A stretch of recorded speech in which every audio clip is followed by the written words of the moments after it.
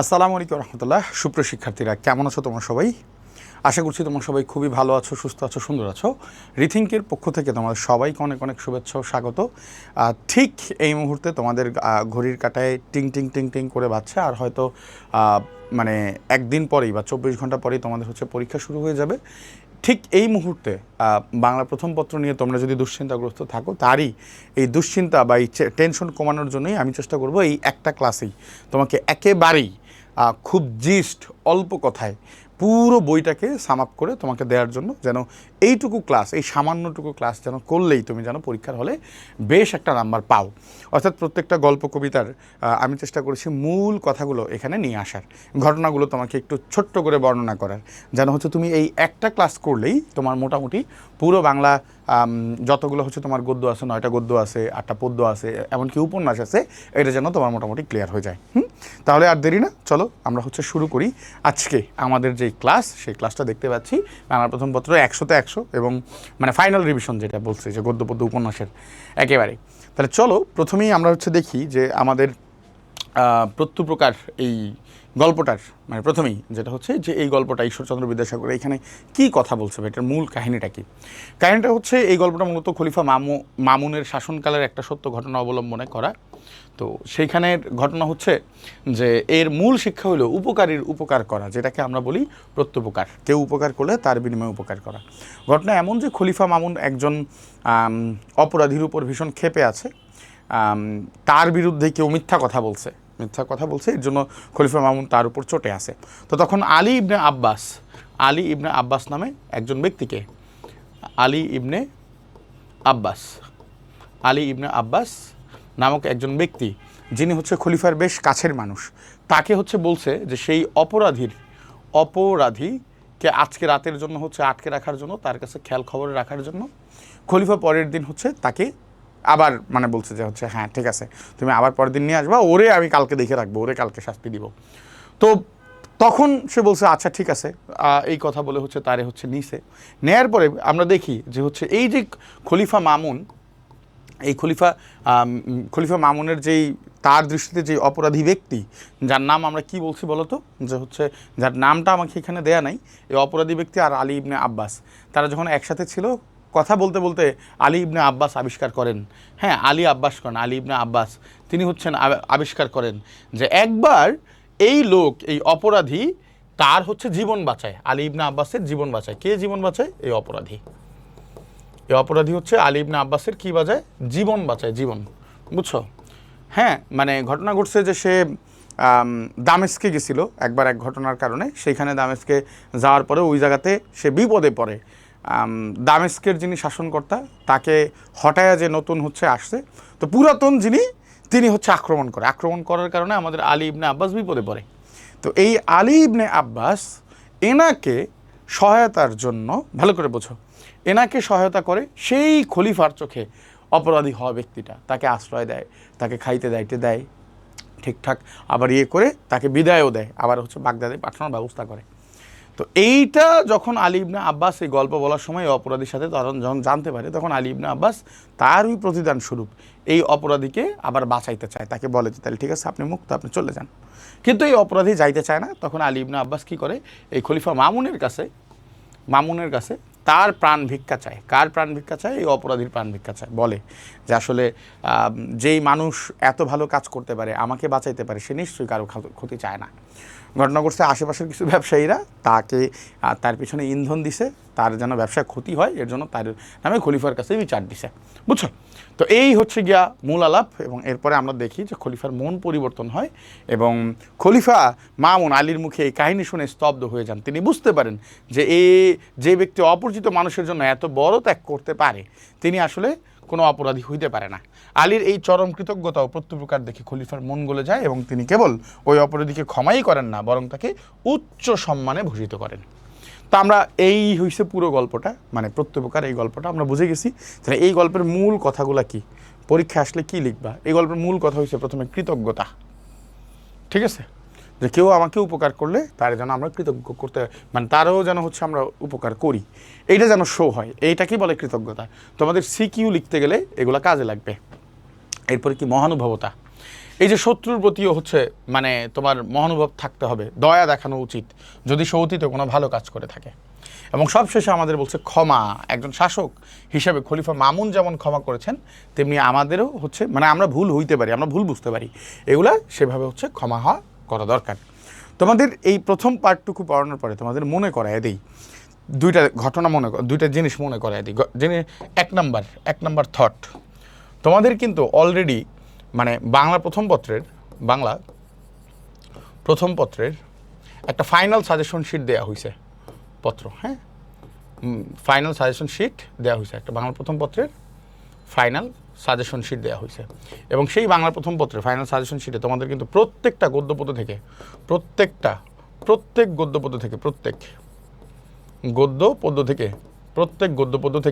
তোমাদের কিন্তু 50টা করে এমসিকিউ এবং 10টা করে সিকিউ দেয়া আছে, বুঝছো? এবং তুমি যদি জাস্ট এইগুলা কমপ্লিট করো, যেইখানে আমি কিন্তু শুধু এইটি না, এটার মধ্যে কিন্তু প্রত্যেকটা, এটার মধ্যে হচ্ছে লেখক পরিচিতি থেকে আমি প্রশ্ন দিছি, এখান থেকে হচ্ছে পাঠ পরিচিতি থেকে প্রশ্ন দিছি, পরিচিতি থেকে আমি প্রশ্ন দিছি, এখান থেকে আমি হচ্ছে তোমার মূল পাঠ থেকে হচ্ছে প্রশ্ন দিছি, তোমাকে আমি প্রশ্ন দিছি, তোমাকে আমি পাঠ পরিচিতি থেকে প্রশ্ন দিছি, মানে ওটাকে কি বলে মূল পাঠ শব্দার্থ টিকা থেকে তোমাদের প্রশ্ন দিছি, শব্দার্থ ও টিকা এখান থেকে হচ্ছে আমি তোমাদের প্রশ্ন দিছি। সো দ্যাটস মিন তুমি যদি এইটা জাস্ট কমপ্লিট করো, হ্যাঁ, মানে হচ্ছে এই শিটটা, এই বাংলা প্রথম পত্রের যে প্র্যাকটিস শিট, একটা চমৎকার প্র্যাকটিস শিট দিছি, এই শিটটাও যদি তুমি একবার রিভিশন দিয়ে যাইতে পারো, প্রথম পত্রের প্র্যাকটিস শিট, ঠিক আছে, একটা প্র্যাকটিস শিট দিছি, এই প্র্যাকটিস শিটটাও তুমি যদি হচ্ছে জাস্ট কভার করতে পারো, কমপ্লিট করতে পারো, তাইলে কিন্তু তুমি মোটামুটি ডান, আর কিছু তোমার পড়তে হচ্ছে না, ওইখান থেকে ইনশাল্লাহ সব কমন পড়বে। আর ফাইনালি তুমি হচ্ছে যে এখন যেটা দেখতেছো আর কি, এখন যেটা, এবং এইটা তো গুলো এক, হ্যাঁ, তোমাকে এইটা দিছি, এখানে কিন্তু হচ্ছে এমসিকিউ দিছি, সিকিউ দিছি, ওটা কভার ডান। পাশাপাশি তোমাকে হচ্ছে এখন আমি যেটা পড়াচ্ছি ফাইনাল রিভিশন, প্রত্যেকটা গল্প কবিতা সংক্ষেপে বুঝায় দেওয়ার জন্য, প্রত্যেক গল্প কবিতা এটা তোমাকে হচ্ছে এখন রিভিশন দিচ্ছে, ঠিক আছে, যেন এই শর্ট টাইমে তুমি একটু বুঝে যাও, অল্প একটু পড়লেই তোমার যেন কভার করে যায়, ঠিক আছে। আচ্ছা, তাহলে স্যার আমরা হচ্ছে প্রত্যেক প্রকার পড়লাম, এইটার এমসিকিউ এবং সিকিউ কী করবো, ওই যে প্র্যাকটিস শিট দিয়েছি সেখান থেকে প্র্যাকটিস করবা। তাহলে চলো এরপর আমরা দেখি শুভা গল্পে আমাদের কি বলছে, আমরা দেখি শুভা গল্পে আমাদের মূল কথা কী বা এখানে কি বলছে লেখক, এখান থেকে শুরু করছে কি দিয়ে। বলছে শুভার পুরো নাম ছিল সুভাষিনী, তার আরও 2 বোন ছিল, নাম হচ্ছে সুকেশিনী আর সুহাসিনী, যাদের বিয়ে হয়ে গেছে। এই সুকেশিনী আর সুহাসিনীর বিয়ে হয়ে গেছে, কিন্তু শুভা জন্ম থেকেই কথা বলতে পারতো না, ঠিক আছে, তিনি ছিলেন বাক প্রতিবন্ধী শুভা। তো সমাজ এমনকি তার মা বাবাও মনে করতেন বোবা হয়ে, মানে তার বাবা না, তার মাও মনে করতেন বোবা হয়ে জন্মানোটা শুভার নিজের দোষ বা তার কপালের মন্দ।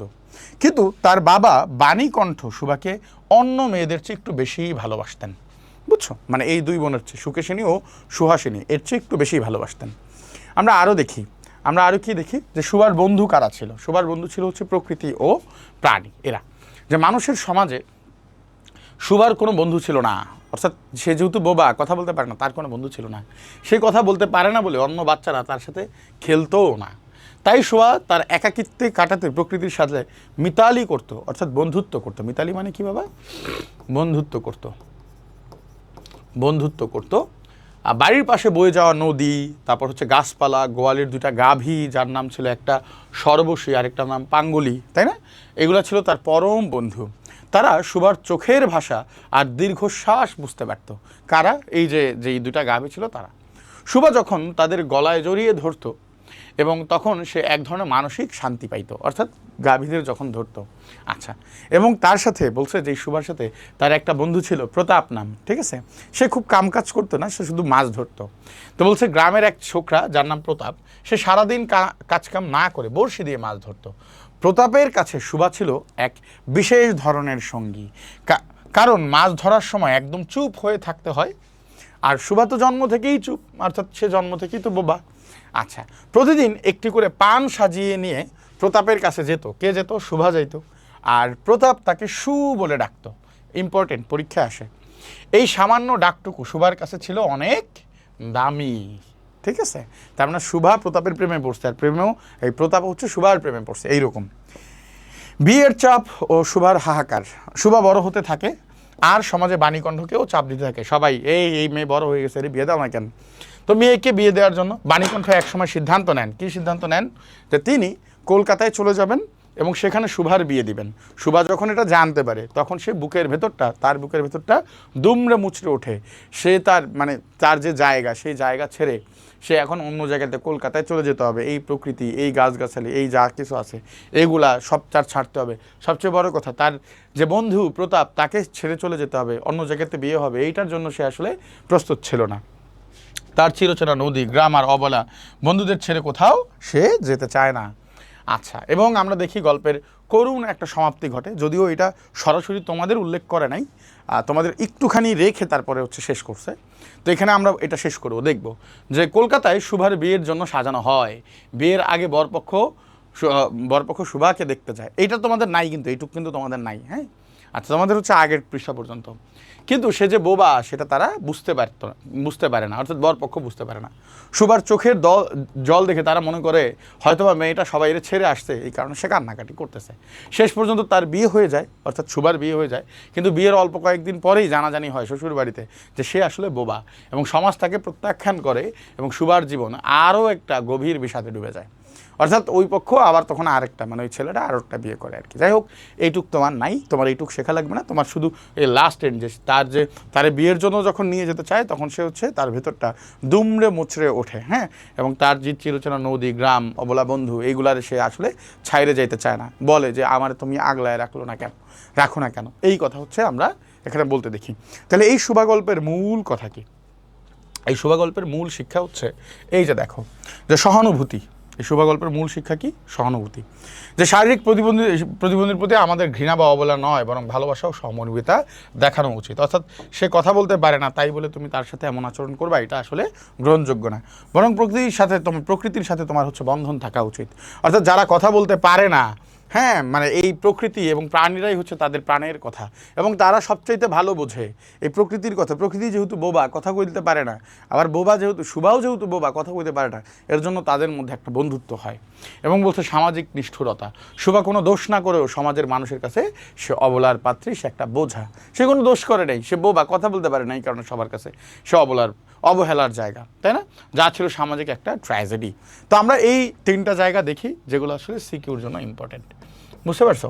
তো তোমাদেরকে আবার একটু মনে করায় দিই গুরুত্বপূর্ণ যেই কথাটা আর কি। গুরুত্বপূর্ণ কথা তোমাদের কিন্তু এই শুভা গল্পের প্র্যাকটিস শিট দেওয়া হয়েছে, প্র্যাকটিস শিট দেওয়া আছে।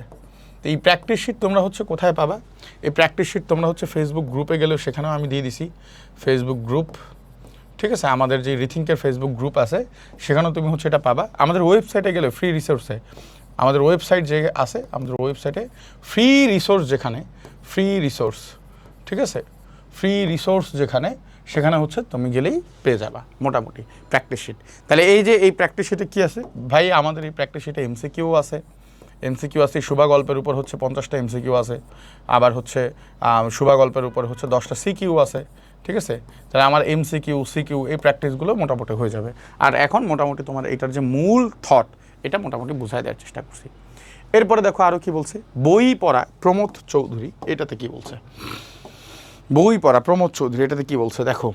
বলছে এখানে লেখক মূলত, অর্থাৎ এই প্রমোদ চৌধুরী, তিনি কি বলছেন, মূলত আমাদের দেশের ত্রুটিপূর্ণ শিক্ষা ব্যবস্থা এবং বই পড়ার গুরুত্ব এটা আলোচনা করছেন। সে প্রথমেই বলছেন যে লাইব্রেরি কেন হাসপাতালের চেয়েও বড়। আমাদের শরীরের অসুস্থতা হইলে যেমন হাসপাতালে যাই, মনেও এরকম অসুখ হয় যদি আমরা লাইব্রেরিতে না যাই, পড়াশোনা যদি না করি, সাহিত্য যদি না পড়ি, সেই কথা বলছে লেখক। মনে করেন শরীরকে বাঁচানোর জন্য যেমন হাসপাতালের দরকার, তেমন কি মনকে বাঁচানোর জন্য লাইব্রেরি দরকার।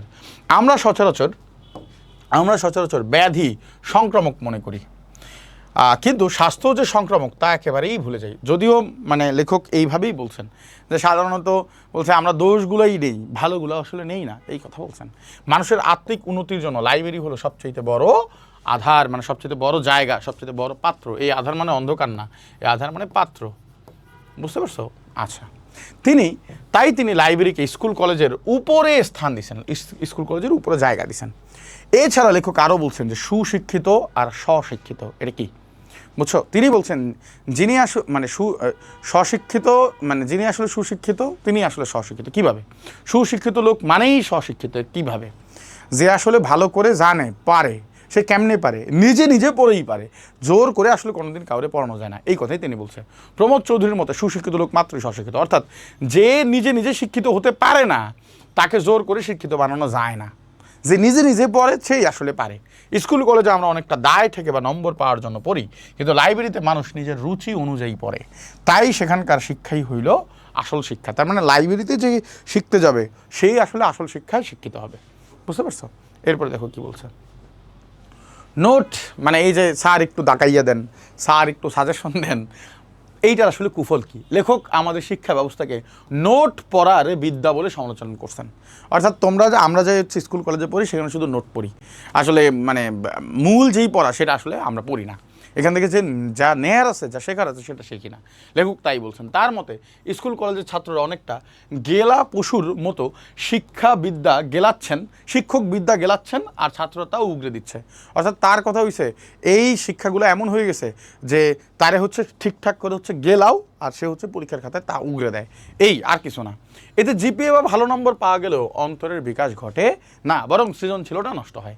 একটা মানুষের যে ক্রিয়েটিভিটি, তার নিজের মধ্যে যা আছে এগুলো যে দেখার ক্রিয়েটিভিটি, এগুলো নষ্ট হয়। ব্যাধি ও প্রতিকার, সে কী বলছে দেখো।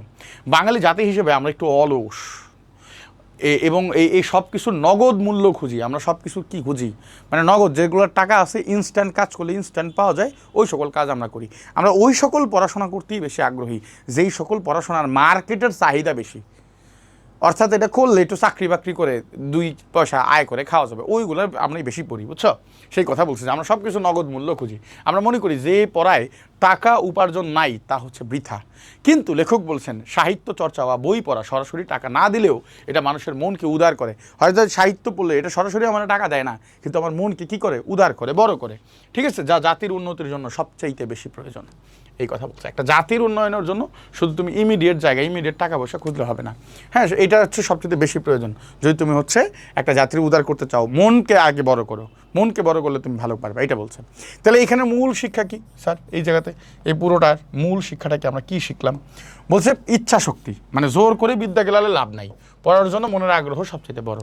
2 নম্বর বলছে লাইব্রেরিমুখী হওয়া। কেবল পাঠ্য বই নয়, আউট বই পড়ার, মানে বাহিরের বই পড়ার, অন্যান্য শুধু মানে একাডেমিক দিছে যেই বইগুলো সেগুলাই না, বাইরের বই পড়ার অভ্যাস মানুষকে প্রকৃত মানুষ হিসেবে গড়ে তোলে। এবং আরও বলছে মানসিক মুক্তি, পেটের চিন্তার পাশাপাশি মনের ক্ষুধা মেটানো যে জরুরি, সেটাই এই প্রবন্ধের মূল কথা। বুঝতে পারছো? তাহলে এইটা যদি আমরা বুঝি, তাহলে এখন প্রশ্ন হচ্ছে এইখান থেকে আমাদের স্যার এমসিকিউ পড়া লাগবে না? এমসিকিউ পড়া লাগবে না? এটা থেকে আমাদের এমসিকিউ পড়া লাগবে না? হ্যাঁ। স্যার এটা থেকে আমাদের সিকিউ পড়া লাগবে না? হ্যাঁ। এইটার 10টা সিকিউ এবং 50টা করে এমসিকিউ অলরেডি আমি হচ্ছে তোমাদের একটা প্র্যাকটিস শিট দিছি, সেই প্র্যাকটিস শিটে আছে। বুঝছো? সেই প্র্যাকটিস শিটে আছে। তো তুমি যদি সেই প্র্যাকটিস শিটটা কমপ্লিট করো, মানে এইটা দেখার পাশাপাশি সেটা যদি কমপ্লিট করো তাইলেই হবে। আর কথা হচ্ছে স্যার এই মুহূর্তে ফাইনাল রিভিশন, একবারে শেষ সময় আমি একটা রিভিশন দিতে চাই, তাইলে তুমি পুরো গল্পটাকে রিভিশন, এই শিট, এটাও কিন্তু তোমাদের অলরেডি, হ্যাঁ আমি হচ্ছে অলরেডি হচ্ছে পোস্ট করা হয়ে গেছে। তুমি যদি একটা গুগল ফর্ম আছে আমাদের, সেই গুগল ফর্মটা পূরণ করো তাইলেই হবে। বুঝছো? গুগল ফর্মটা পূরণ করো তাইলেই হবে। জাস্ট তুমি একটা গুগল ফর্ম লিঙ্ক দেওয়া আছে, এই ক্লাসেও দেওয়া থাকবে, আর পাশাপাশি অলরেডি আমি পোস্টও করে দিছি। তুমি এটা পূরণ করলে, গুগল ফর্ম লিঙ্কটা পূরণ করলে সেটা পেয়ে যাবা। বুঝছো? পেয়ে যাবা। ক্লিয়ার? ওকে, তাহলে চলো পরেরটা দেখি। পরেরটা আমাদের হচ্ছে আম আটির ভেপু। এটা হচ্ছে মানিক বন্দ্যোপাধ্যায়ের। এটা কার বাবা? মানিক বন্দ্যোপাধ্যায়ের। বুঝছো? সরি, বিভূতিভূষণ বন্দ্যোপাধ্যায়ের, ভুল বলছি। ঠিক আছে, এটা হচ্ছে বিভূতিভূষণ বন্দ্যোপাধ্যায়ের একটা কালজয়ী উপন্যাস। তার সেই উপন্যাসের নাম হচ্ছে পথের পাঁচালী। এখান থেকে হচ্ছে এটা নেওয়া হয়েছে, সংকলন করা হয়েছে। এটা চরম দরিদ্রের মাঝেও 2টা শিশু কিভাবে প্রাণোচ্ছল, মানে আরও যে উল্লাস সেটা ফুটে উঠছে সেটা দেখানো হয়েছে। হ্যাঁ, মানে অনেক দরিদ্র, খাইতে পায় না, এরকম একটা মোমেন্টাম। তারপরে হচ্ছে 2টা বাচ্চা কীভাবে হচ্ছে খুব ভালোভাবে ভাই বোনের সম্পর্ক দেখানো হয়েছে, কীভাবে ঠিকঠাকভাবে বেঁচে আছে সেগুলো দেখা হয়েছে। হ্যাঁ, প্রাণের উল্লাস এখানে ফুটে উঠছে। প্রথমেই দেখাইছে অপু দুর্গার চঞ্চল শৈশব, অর্থাৎ ছোটোবেলায় তারা কী করছে দেখো। বলছে গল্পের শুরুতেই আমরা দেখি 8 বছরের চঞ্চল মেয়ে দুর্গা আর তার ছোটো ভাই অপু ঘরের দাওয়ায় বসে খেলা করতেছে, এবং বলছে যে তাদের আর্থিক অবস্থা খুবই খারাপ। অপুর খেলনা বলতে কি আছে? আছে একটা কাঠের ঘোড়া, টিনের ভেপু এরকম আওয়াজ করে, আর হচ্ছে কয়েকটা কড়ি, আর কয়েকটা নাটা ফল। কড়ি নাটা ফল এক ধরনের হচ্ছে ছোট ছোট এরকম ইয়ে থাকে, ফল জাতীয় আর কি, বুঝছো? এগুলার নাটা ফল। কোন জিনিসের হচ্ছে দেখবা আটি বিচি এগুলা বলছে, এগুলো থাকে। কিন্তু এই সামান্য জিনিসগুলাই তাদের কাছে পৃথিবীর শ্রেষ্ঠ সম্পদ, তারা তো এগুলো দিয়েই খেলে। তাহলে একটা বাচ্চার কাছে এই খেলনা এগুলো কত দামি, কিন্তু খুবই তুচ্ছ, কিন্তু তার কাছে কত দামি সেই জিনিসগুলো এখানে দেখানো হয়েছে। এবং আরও বলছে দেখো যে আম চুরির আনন্দ এবং লুকোচুরি। তো বোন কি করে দেখো সেটা বলছে, দুর্গা গাছ থেকে পড়ে যাওয়া কিছু কাঁচা আম, হ্যাঁ গাছ থেকে পড়ছে এরকম কিছু কাঁচা আম কুড়িয়ে নিয়ে আসে, এবং মায়ের অলক্ষ্যে মানে অগোচরে মাকে লুকিয়ে, হ্যাঁ অলক্ষ্যে অগোচরে, মা যেন না দেখে, অগোচরে তারা সেই আমের কুচি মানে আম কুচি কুচি করে কেটে তেল ও নুন দিয়ে মেখে মজা করে খায়, খুব মজা করে খায়। যে হচ্ছে আমটাকে এরকম করে হচ্ছে মাখায়া সেটাকে মজা করে খায়। এই খাওয়ার মাঝে যে আনন্দ আছে, যে আনন্দ তা বড় বড় রাজভক্তিও হার মানাবে। তুমি একবার ভাবো, মা সর্বজোয়া, তার কাছে ধরা পড়ার ভয়, আর সেই ভয়কে জয় করে আমের স্বাদ নেওয়াটা গল্পের প্রধান আকর্ষণ। অর্থাৎ মা যেন না দেখে লুকায় লুকায় নিয়ে তাড়াতাড়ি করে খাই। মা যখন ডাকে তখন মুখের মধ্যে এরকম খাবার থাকে, করে এরকম খায়, বুঝতে পারতেছো? তো সেটা এরকম দেখাইছে লেখক, খুব চমৎকার করে দেখো ফুটে উঠাইছে। এবং আরও বলছে সর্বজোয়ার সংগ্রাম, অর্থাৎ অপু ও দুর্গার মা, তার যে সংগ্রাম এবং তাদের যে গ্রামে যে অভাব সেটা বলছে। কি বলছে? গল্পে সর্বজোয়াকে দেখা যায় একজন সংগ্রামী নারী হিসেবে। বাবা হরিহর রায়, অর্থাৎ বাবা বলতে অপু ও দুর্গার বাবা কে হরিহর রায়ের আয় খুব সামান্য, অল্প টাকা পায়, কয়েক মাস পর পর বেতন পান, ঘরে খাবার নাই, প্রতিবেশীদের সাথে সম্পর্কের টানাপোড়েন। কেন? কারণ ওর কাছ থেকে একটু ধার নেয়, তাহলে স্বাভাবিকভাবে এই টাকা যখন পরিশোধ করতে পারে না, তাদের সাথে সম্পর্ক এরকম হয়। সব মিলে এক কঠোর বাস্তবতার ছবি লেখক এইখানে এঁকেছেন বা দেখিয়েছেন। কিন্তু শিশুদের চঞ্চলতার কাছে এই অভাবগুলো যেন ঢাকা পড়ে যায়। শিশুরা এরকম চঞ্চল থাকে, ভালো থাকে, যার কারণে এগুলো আমাদের কাছে খুব একটা দৃশ্যমান না, বরং এটা ছাপায় উঠছে ওদের দুঃখ কষ্টগুলা, বরং শিশুরা যে চঞ্চল এটা আমাদের কাছে বেশি দৃশ্যমান। প্রকৃতির সাথে নিবিড় মিতালি, এই প্রকৃতির সাথে তাদের যে সম্পর্ক দেখো, অপু ও দুর্গা সারাটা দিন গ্রামের ঝোপঝাড় আমবাগান বাঁশবাগানের মধ্যে ঘুরে বেড়ায়। তাদের জন্য প্রকৃতিই হলো সবচাইতে বড় খেলার মাঠ। ইয়েস, বুঝতে পারছো? এই আম আটির ভেপু, তারপর হচ্ছে টিনের ভেপু, কাঠের ঘোড়া, এইগুলো প্রকৃতি থেকে সংগ্রহ করছে, এগুলোই তাদের কাছে শ্রেষ্ঠ সম্পদ। রেল লাইন দেখতে যাওয়ার প্রতি তাদের যে কৌতূহল এবং অজানাকে জানার যে তৃষ্ণা, তা পাঠ্য বইয়ের এই অংশে খুব সুন্দরভাবে ফুটে উঠছে। বুঝছো? এই গল্পের মূল থট এইগুলা। আরও যদি স্পেসিফিক করি স্যার এখানে কি বলছে, এখানে দেখো মূল শিক্ষা কি আর বার্তা কি আমাদেরকে কি বলছে। প্রথমে বলছে দারিদ্র্যের মাঝে সুখ, দুঃখের মাঝে কি সুখ। সুখ যে কেবল টাকা পয়সায় নাই, বরং তুচ্ছ জিনিসেও পাওয়া যায়। মানে শুধু টাকা পয়সার মধ্যেই যে সুখ আছে এরকম না, বরং তুচ্ছ জিনিসের মধ্যে যে খুঁজে পাওয়া যায় এই গল্পে, সেটাই মূল শিক্ষা। দ্বিতীয়ত বলছে ভাই বোনের অকৃত্রিম ভালোবাসা পরীক্ষায় আসবে গো, পরীক্ষায় এই দুইটাই আসবে, দারিদ্র্যের মাঝে সুখ, ভাই বোনের অকৃত্রিম ভালোবাসা, এই দুইটা বেশি গুরুত্বপূর্ণ। বুঝছো? বলছে অপু ও দুর্গার খুনসুটি এবং একে অপরের প্রতি টান প্রতিটি বাঙালি ও ভাই বোনের শাশ্বত রূপ। শাশ্বত মানে চিরন্তন রূপ,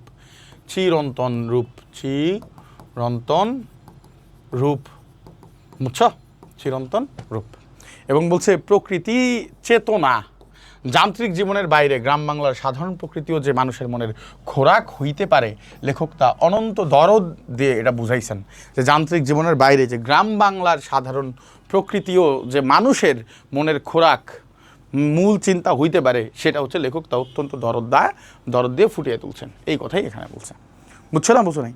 তো আমরা মোটামুটি এই জায়গাগুলোতে সব কিছু উঠাইয়া দিছি এবং তোমাদের বোঝানোর চেষ্টা করছি। এবং দেখো এই আম আটির ভেপু থেকে এবং বিভূতিভূষণ বন্দ্যোপাধ্যায় থেকে, লেখক পরিচিতি থেকে তোমাদের কিন্তু আমি হচ্ছে MCQ আর সিকিউ সবই দিছি। বুঝছো? শুধু এমন না, মানে আমি এমনভাবে MCQগুলো দেওয়ার চেষ্টা করছি, খেয়াল করো, আমি এমনভাবে MCQগুলো এবং সিকিউগুলো দেওয়ার চেষ্টা করছি যেন সব কভার করে। সিকিউতে 10টা সিকিউ দিছি, 10টা। এই 10টা সিকিউ তুমি যদি হচ্ছে কভার করো তাহলে পুরো গল্প তোমার শেষ হবে, পুরো গল্পটা তোমার যেখান থেকেই প্রশ্ন আসুক তুমি পারবা। MCQতে কী করছি, লেখক পরিচিতি থেকে প্রশ্ন দিছি, লেখক পরিচিতি থেকে তোমার 10টা প্রশ্ন দিছি, তারপর হচ্ছে মূল ভাব থেকে 10টা দিছি, তারপর হচ্ছে তোমার থেকে 10টা দিছি, শব্দার্থ টিকা থেকে 10টা দিছি, আর একবারে মূল যেই পাঠ, মূল আলোচনা, এই পাঠ থেকে 20টা দিছি। এই মোট হয়েছে 50টা। বুঝছো? তার মানে তুমি যদি এই প্র্যাকটিস শিটটা একটু দেখে যেতে পারো, প্র্যাকটিস শিট, হ্যাঁ, যেটা তোমাদের দিছি, সেটা যদি দেখে যেতে পারো তাহলে কিন্তু তোমার ইনশাল্লাহ এখান থেকে কমন পড়বে, নাম্বার 1। নাম্বার 2, এই যে আজকের যেই ক্লাস নিচ্ছি, এই ক্লাসের হচ্ছে অলরেডি শিট তোমরা গ্রুপে দেওয়া হয়ে গেছে, তোমরা হচ্ছে সেখান থেকেই দেখে নিতে পারো। জাস্ট একটা গুগল ফর্ম পূরণ করবা, জাস্ট হচ্ছে একটা গুগল ফর্ম পূরণ করবা, এই গুগল ফর্মটা পূরণ করলেই সেটা পেয়ে যাবা, গুগল ফর্ম, হ্যাঁ, গুগল ফর্ম পূরণ করলেই তুমি সেটা পেয়ে যাবা। ওকে, ফাইন। তারপর দেখো বলছে মানুষ মোহাম্মদ সাল্লাল্লাহু আলাইহি ওয়াসাল্লাম, এটা লেখাটা আসে নাই, ঠিক আছে, মানুষ মোহাম্মদ সাল্লাল্লাহু আলাইহি ওয়াসাল্লাম, এটা লিখছেন কে? মোহাম্মদ ওয়াজেদ আলী, ঠিক আছে। তিনি এখানে দেখানোর চেষ্টা করছেন রাসূলুল্লাহ সাল্লাল্লাহু আলাইহি ওয়াসাল্লাম তিনি আল্লাহর পাঠানো প্রেরিত রাসূল দূত হইলেও তিনি সাধারণ মানুষ হিসেবে যে আমাদের সাথে জীবনযাপন করছেন সেটা কেমন ছিল, হ্যাঁ, একবারেই সাধারণ যে ছিল সেই ব্যাপারগুলো তিনি এখানে অ্যাড্রেস করছেন। তাহলে দেখো প্রথমে বলছে মানুষের শোক ও আবু বকর রাদিয়াল্লাহু আনহু দৃঢ়তা, যখন রাসূলুল্লাহ সাল্লাল্লাহু আলাইহি ওয়াসাল্লাম মারা যায়, শুরু দেখা প্রবন্ধে যখন শুরুতে দেখা যায় মহানবীর মৃত্যুর পর মদিনায় সাহাবীদের মাঝে শোকের ছায়া নেমে আসে। ওমর রাদিয়াল্লাহু আনহুর মতো বীর যোদ্ধা তিনি শোকের চোটে তলোয়ার উঁচিয়ে বলেন যে বলবে রাসূল মারা গেছে তার কিন্তু কল্লা যাবে, সে কিন্তু থাকতে পারবে না, অর্থাৎ রাসূলুল্লাহ সাল্লাল্লাহু আলাইহি ওয়াসাল্লাম মারা যাননি, এইভাবে বলছেন। তখন আবু বকর রাদিয়াল্লাহু আনহু ধীর স্থিরভাবে কোরআনের সেই আয়াত পাঠ করে সবাইকে মনে করাইয়া দেন মুহাম্মদ সাল্লাল্লাহু আলাইহি ওয়াসাল্লাম একজন রাসূল মাত্র, এবং তার আগে অনেক রাসূল গত হয়েছেন, মারা গিয়েছেন, সুতরাং তিনিও মারা যেতে পারেন, এইটা মাথায় রাখতে হবে। তো এই ঘটনার মাধ্যমে লেখক প্রমাণ করেছেন যে তিনি আল্লাহর দূত হলেও মূলত একজন মানুষ ছিলেন। এটা গেল 1। 2, তিনি অতি মানবিক নয় বরং মানবীয় গুণাবলী, অর্থাৎ অতি মানবিক বলতে কি, মানে যেই গুণাবলীগুলো মানবিক না, ফেরেশতাদের যেই গুণ আছে এইরকম। তো রাসূল তো ফেরেশতা ছিলেন না, তাই না? তো তার মধ্যে যেই মানবিক গুণগুলো ছিল, মানুষ হিসেবে যেই গুণ থাকা দরকার সেগুলোই ছিল, এগুলো আমাদের বলছে। রাসূলের জীবনে অনেক অলৌকিক ঘটনা ঘটলেও লেখক এখানে তার চারিত্রিক সৌন্দর্যের উপর জোর দিছেন। হ্যাঁ, অলৌকিক ঘটনা আছে, কিন্তু এখানে লেখক জোর দিছেন হচ্ছে তার কোনগুলোর উপর, যে চারিত্রিক সৌন্দর্যের উপর। তুমি যদি যখন লিখবা তখন এই বুলেট পয়েন্টগুলো তুমি যদি মাথায় থাকে তাহলে তুমি অনেক মার্ক পাবা। তিনি আরবের অধিপতি হয়েও অতি সাধারণ জীবনযাপন করতেন। ছেঁড়া জুতা সেলাই করছে, নিজের কাপড় পরিষ্কার নিজেই করছে, ছাগলের দুধ দোয়াইছে, এবং মানে এরকম সাধারণ কাজ তিনি নিজ হাতেই করতেন। বিলাসিতা তাকে কখনোই স্পর্শ করে নাই। বুঝতে পারছো? রাসূলের কথা বলছেন। এবং আরও বলছেন যে তিনি অসীম ক্ষমা ও সহনশীল ছিলেন। বুঝছো? দেখো তাকে কিভাবে অত্যাচার করছে, তারপরে হচ্ছে তিনি ক্ষমা ও সহনশীলতা দেখাইছে। যে তায়েফের ময়দানে যখন কাফেররা তাকে পাথর মেরে রক্তাক্ত করছে, তুমি একবার ভাবো, আমি জাস্ট মুখ দিয়ে বলতেছি পাথর মারা, মুখ দিয়ে বলতেছি যে রক্তাক্ত হয়েছে, কিন্তু ইমাজিন করো যে তোমার ক্রমান্বয়ে পাথর কেউ মারতেছে এবং তুমি আল্লাহর কাছে দোয়া করে বলতেছো আল্লাহ তাদের হেদায়েত দাও, তুমি এটার প্রতিবাদ করতেছো না। কথা বুঝতেছো? সেই কথা বলছে। তখনও তিনি অভিশাপ দেয় নাই, তিনি বলেন নাই আল্লাহ এদের ধ্বংস করে দাও, এই কথা বলেন নাই, বরং তিনি অভিশাপ না দিয়ে তাদের জন্য দোয়া করছেন, বরং বলেছেন হে প্রভু এদের জ্ঞান দাও, এরা অবুঝ, এরা বোঝে না। মক্কা বিজয়ের পর তিনি চরম শত্রুদেরও ক্ষমা করে দিয়েছিলেন, এবং এই ক্ষমাশীলতাই তাকে মহামানবে পরিণত করছে। পরীক্ষায় আসবে তার এই সহনশীলতা ও ক্ষমাশীলতা থেকে।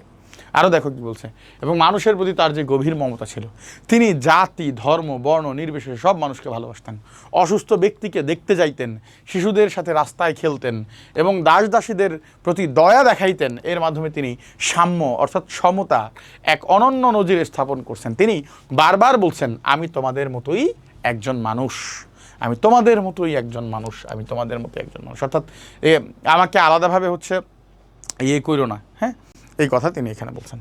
দেখো আরও কি বলছে, আরও বলছে যে হচ্ছে এই পুরো গল্পের মূল শিক্ষা কি, এই পুরো গল্পের মূল শিক্ষা কি, এটা আমরা যদি একটু দেখি তাহলে আমরা দেখতে পারবো এই পুরো গল্পের মূল শিক্ষায় প্রথমে বলছে মানবিকতা। ইসলাম শুধু অলৌকিকতার ধর্ম নয়, বরং এটি মানুষের সেবা ও নৈতিকতার ধর্ম। হ্যাঁ, আরও বলছে ধৈর্য, ক্ষমা। ওই যে চরম বিপদে ভেঙে না পড়ে ধৈর্য ধরছে এবং শত্রুকেও ক্ষমা করে দিছে, এটাই হচ্ছে এখানে শ্রেষ্ঠত্বের লক্ষণ রাসূলের মধ্যে। এবং অহংকারহীন জীবন, তিনি এত ভালো বড় বংশে জন্মগ্রহণ করছেন, সে চাইলে তো আল্লাহ তারে কত ধন সম্পদ দিত, কিন্তু তিনি কিন্তু এই বিলাসীর মতো ছিলেন না, অহংকার করেন নাই। হ্যাঁ, আমি অমন এরকম বলে অহংকার করেন নাই। ক্ষমতা বা ধন সম্পদ থাকলে বিনয়ী থাকা এবং সাধারণ জীবনযাপন করাই হইল রাসূলের শিক্ষা, এই কথাই আমাদের বলছে, বুঝছো? এবং এই জায়গা থেকে তোমাদের কিন্তু কোশ্চেন আসার চান্স আছে। তো এই কোশ্চেন আসার চান্স তোমরা হচ্ছে কী করবা, আমি তোমাদের আগেই বলছি, তোমাদের কিন্তু একটা প্র্যাকটিস শিট দেওয়া আছে, সেই প্র্যাকটিস শিটটা ভালো করে হচ্ছে পড়বা। প্র্যাকটিস শিট, বুঝছো? সে প্র্যাকটিস শিটটা পড়বা, সেখানে এমসিকিউ আছে, সিকিউ আছে, সব দেওয়া আছে, সব মানে সব যা যা লাগবে সেটা হচ্ছে তোমার এক্সট্রা প্র্যাকটিস শিটের জন্য হচ্ছে সেটা দিছি। আর ফাইনাল এই মোমেন্টামে তুমি জাস্ট এই শিটটা হচ্ছে পড়লেই পারবা। এবং এই শিটটা কোথায়, আমাদের গ্রুপেও দেওয়া আছে, তুমি সেখানে গিয়ে জাস্ট হচ্ছে ক্লিক করলেই এটা পেয়ে যাবা, পিডিএফটা পেয়ে যাবা, ওটা ডাউনলোড করে পড়ে নিও, এটা গুগল ফর্ম পূরণ করলে পেয়ে যাবা। ওকে, চলো তারপর এটা দেখি। নিম গাছ বলছে, এই গল্পটি একটি নিম গাছ ও এর উপকারের আড়ালে সমাজের অবহেলিত নারীর প্রতীকী কাহিনী। কেন? শুরুতেই দেখো কি বলছে, বলছে নিম গাছের অঢেল উপকারিতা, অনেক উপকারিতা সম্পর্কে বলছে। গল্পের শুরুতে লেখক নিম গাছের নানা গুণের কথা বলছেন। কেউ এর ছাল নিয়ে সিদ্ধ করে ঔষধ বানাচ্ছে, কেউ পাতা ছিঁড়ে কি করতেছে, গরম তেলে ভাজতেছে খোস পাঁচটা সারানোর জন্য, আবার কেউ কচি ডাল ভেঙে দাঁত পরিষ্কার করতেছে। অর্থাৎ সিদ্ধ করে ওষুধ বানাইতেছে, পাতা ছিঁড়ে গরম তেলে ভাজতেছে, কেন খাবে, আবার খোসপাসটা যেন ঠিক হয়ে যায়, কচি ডাল ছিঁড়ে এরকম এরকম এরকম করে মেসওয়াক করতেছে, বুঝছো? এবং অর্থাৎ নিম গাছটিকে সবাই এই নিম গাছটা কি করতেছে, সবাইকে অকাতরে সেবা দিচ্ছে, মানে একেবারে নিজেকে নিঃস্ব করে সে হচ্ছে সবাইকে সেবা দিচ্ছে, কিন্তু এর কেউ যত্নের কথা ভাবতেছে না।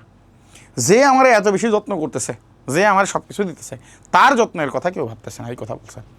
তারপরে দেখো আরও কি বলছে, সাধারণ মানুষ বনাব কবির দৃষ্টি। সাধারণ মানুষ একটা নিম গাছকে কীভাবে দেখে, কবি একটা নিম গাছকে কীভাবে দেখে, বলছে সাধারণ মানুষ নিম গাছকে কেবল প্রয়োজনের চোখে দেখে। কিন্তু একদিন এক কবি এলেন এবং তিনি গাছটির ছালও তুললেন না, পাতাও ছিঁড়লেন না, বরং থোকা থোকা ফুলের রূপ আর সৌন্দর্যে মুগ্ধ হয়ে চেয়ে রইলেন। এত সুন্দর রূপ, সেটার দিকে সে তাকায় রইল ফুল দেখে, আর বললেন আহা কি সুন্দর। নিম গাছটার তখন খুব ইচ্ছে হলো ওই কবির সাথে তিনি যেন চলে যায়, কিন্তু মাটির গভীর আর শেকড় তাকে আটকে রাখলো। ওই নিম গাছটা যাইতে পারলো না, তার শেকড় গভীর অনেক দূর পর্যন্ত ছয়া গেছে, সে যাইতে পারে নাই। কে যাইতে পারে নাই? এখানে নিম গাছ যাইতে পারে নাই, কবির সাথে সে চাইলেও যাইতে পারে নাই। এরপর দেখো কি বলছে, গল্পের ম্যাজিক বাক্য বা আসল কথা, এই গল্পের মূল কথা কি, গল্পের একদম শেষ লাইনে লেখক বলছেন, ওদের বাড়ির গৃহকর্ম নিপুণা লক্ষ্মী বউটির ঠিক এক দশা। এই একটা লাইনেই পুরো গল্পের মোড় ঘুরিয়ে নিয়ে যায়। নিম গাছটি আসলে সেই বাড়ির বউয়ের প্রতীক, যে আসলে সকাল থেকে রাত পর্যন্ত নিরবিচ্ছিন্নভাবে পরিশ্রম করে, কিন্তু তার আসলে কেউ যত্ন নেয় না, এই কথা বলছে। প্রতীকী অর্থ কি তাহলে, এটার মানে কি? বলছে বাড়ির বউটি নিম গাছের মতো সারাদিন সংসারের সেবা যত্ন করে এবং সবার রান্না বান্না করে, যত্ন আত্মি করে, সব সে একাই সামলায়, কিন্তু তার নিজের কোনো যত্ন বা মূল্যায়নের কথা কেউ ভাবে না। মাঝে মাঝে তার খুব ইচ্ছা হয় সব ছেড়ে কোথাও চলে যাইতে, কিন্তু মায়ার শেকড় আর সংসারের দায়িত্বে থাকা মাটির গভীরের শেকড়ের মতোই তাকে আটকে রাখে, অর্থাৎ সে এটা পারে না। অর্থাৎ এই গাছের যেরকম অনেক শেকড়, এরকম মায়ার শেকড় হচ্ছে এই বউয়ের, সে আসলে চাইলেও তখন পারে না, তার মূল্যায়নের কথা কেউ ভাবে না, তার মাঝে মাঝে মনে হয় সব কিছু সে ছাইরা ছেড়ে চলে যাক, কিন্তু এই যে মায়ার শেকড় আর সংসারের দায়িত্ব তাকে মাটির গভীরের শেকড়ের মতোই আটকে রাখে, পারে না। তাহলে প্রশ্ন হচ্ছে, স্যার এইখানে তাহলে মূল শিক্ষা কি বা মূল আলোচনা কি, মূল ভাবটা কি? কৃতজ্ঞতা। যারা আমাদের অকাতরে সেবা দেয়, আমাদের উচিত, মানে আমাদের মা, আমাদের ঘরের যে হচ্ছে গৃহবধূ আর কি, তাদের কেবল প্রয়োজনের চোখে না দেখে মানুষ হিসেবে মূল্যায়ন করা উচিত। তাদেরকে আমাদের উচিত যে আসলে তাদের কি দরকার সেটাও আমাদের দেখা। এবং প্রতীকী চেতনা কি, নিম গাছের শেকড় দিয়ে লেখক মূলত নারীর পারিবারিক ও সামাজিক শৃঙ্খলের কথা বুঝাইছেন। গাছের শেকড়, নারীর মায়ার শেকড় এরকম। এবং শিল্পীর দৃষ্টি কি, কবি যেমন গাছের উপকারের চেয়ে রূপের প্রশংসা করছেন, অর্থাৎ গাছ কেমন উপকার করে সেটা না দেখে তার রূপের প্রশংসা করছেন। আমাদের উচিত মানুষের ভেতরের সৌন্দর্য এবং গুণকে মর্যাদা দেওয়া, বুঝছো? সে শুধু আমার কাজ করতেছে এরকম না, তার যে ভেতরের সৌন্দর্য আছে, গুণ আছে, সেটাকে মর্যাদা দিতে পারলে আরও সুন্দর হবে, বুঝতে পারছো? তো নিম গাছ এটা অনেক ছোট হইলেও এটা থেকে পরীক্ষা আসার চান্স আছে। এবং তোমরা কিন্তু এটা আমি তোমাদের বলছি যে এইটা তুমি যদি একটু খেয়াল করে দেখো, এখান থেকে নিম গাছ অনেক ছোট গল্প হইলো, এখান থেকে আমি 50টা MCQ দিছি, তারপর হচ্ছে 10টা CQ দিছি। হ্যাঁ, এগুলো প্র্যাকটিসের জন্য এই CQ আর হচ্ছে MCQ। তুমি জাস্ট এইগুলো যদি দেখেও যাও তাও তোমার পরীক্ষায় হিউজ একটা মার্ক কমন পড়বে। হ্যাঁ, এই প্র্যাকটিস শিট। আর আজকের এই যেটা ক্লাস, এই ক্লাসটা হচ্ছে, আর এটা ক্লাসের অলরেডি হচ্ছে যে শিট, রিভিশন শিট, এটা অলরেডি দিয়ে দিছি, তোমরা সেটা থেকে দেখলেও মোটামুটি সমাধান করতে পারবা। ওকে, চলো তারপরটা দেখি। শিক্ষা ও মনুষ্যত্ব, এটা আমরা একটু পড়ি।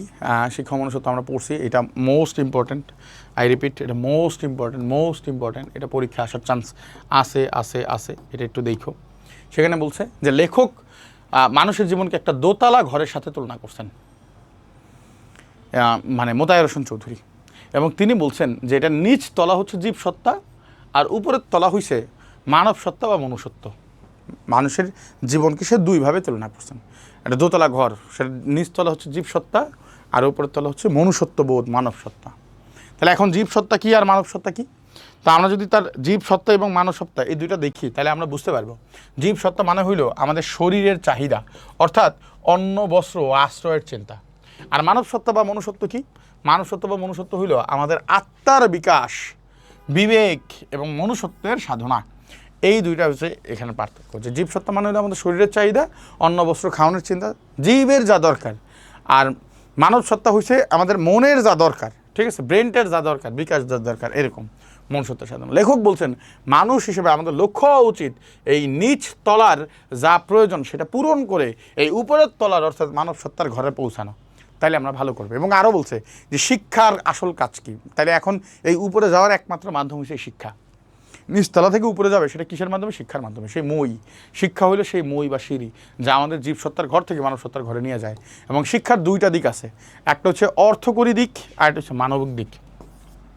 অর্থকরী দিক কি? মানে শিক্ষা দিয়ে দুইটা জিনিস পাবো, একটা হচ্ছে টাকা পয়সা ইনকাম করতে পারবো, আর একটা হচ্ছে পেটের ক্ষুধা মিটাইতে পারবো। একটা হচ্ছে মানে এই যে ধরো স্যার এখন কি করতেছি, মানে অনেকেই আছে যারা আসলে শুধু এই কারণে পড়তেছো, একটা সার্টিফিকেট লাগবে যেন অর্থকরী দিকটা তুমি মিলাইতেছো, এই আর কি।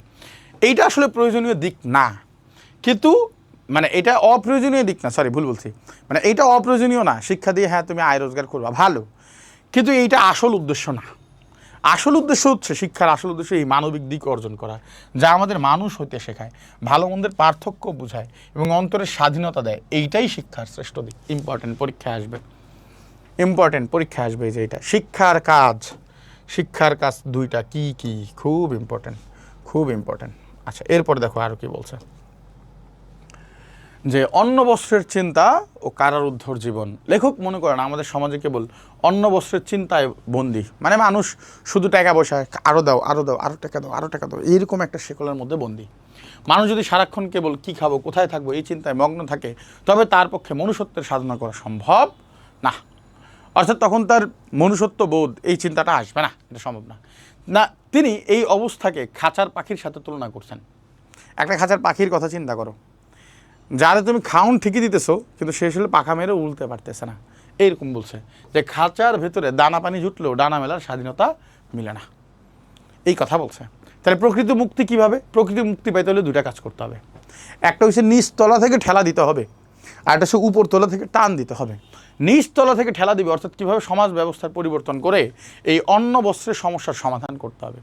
মানুষের যে ক্ষুধা আছে, এই ক্ষুধার সমস্যার সমাধান করতে হবে নিচতলা থেকে ঠেলা দিয়া। আর উপরতলা থেকে টানবে কিভাবে? এই শিক্ষার মাধ্যমে মানুষের মধ্যে মনুষ্যত্বের স্বাদ দিতে হবে। এই দুইটা যদি একসাথে ঘটে, তাইলেই তোমার হচ্ছে কী হবে বলো তো, মানুষ প্রকৃত মুক্তি পাবে এবং স্বাধীন হইতে পারবে, এই কথা বলছেন। এই দুটো সমন্বয় ঘটলে মানুষ সত্যিকারের অর্থে মানুষ হয়ে উঠবে। তাহলে মূল শিক্ষা কী পাইলাম এখান থেকে? খুব ইম্পর্ট্যান্ট, এটা কিন্তু ইম্পর্ট্যান্ট এটা কিন্তু পরীক্ষায় আসে এখান থেকে। তাহলে মূলটা কি?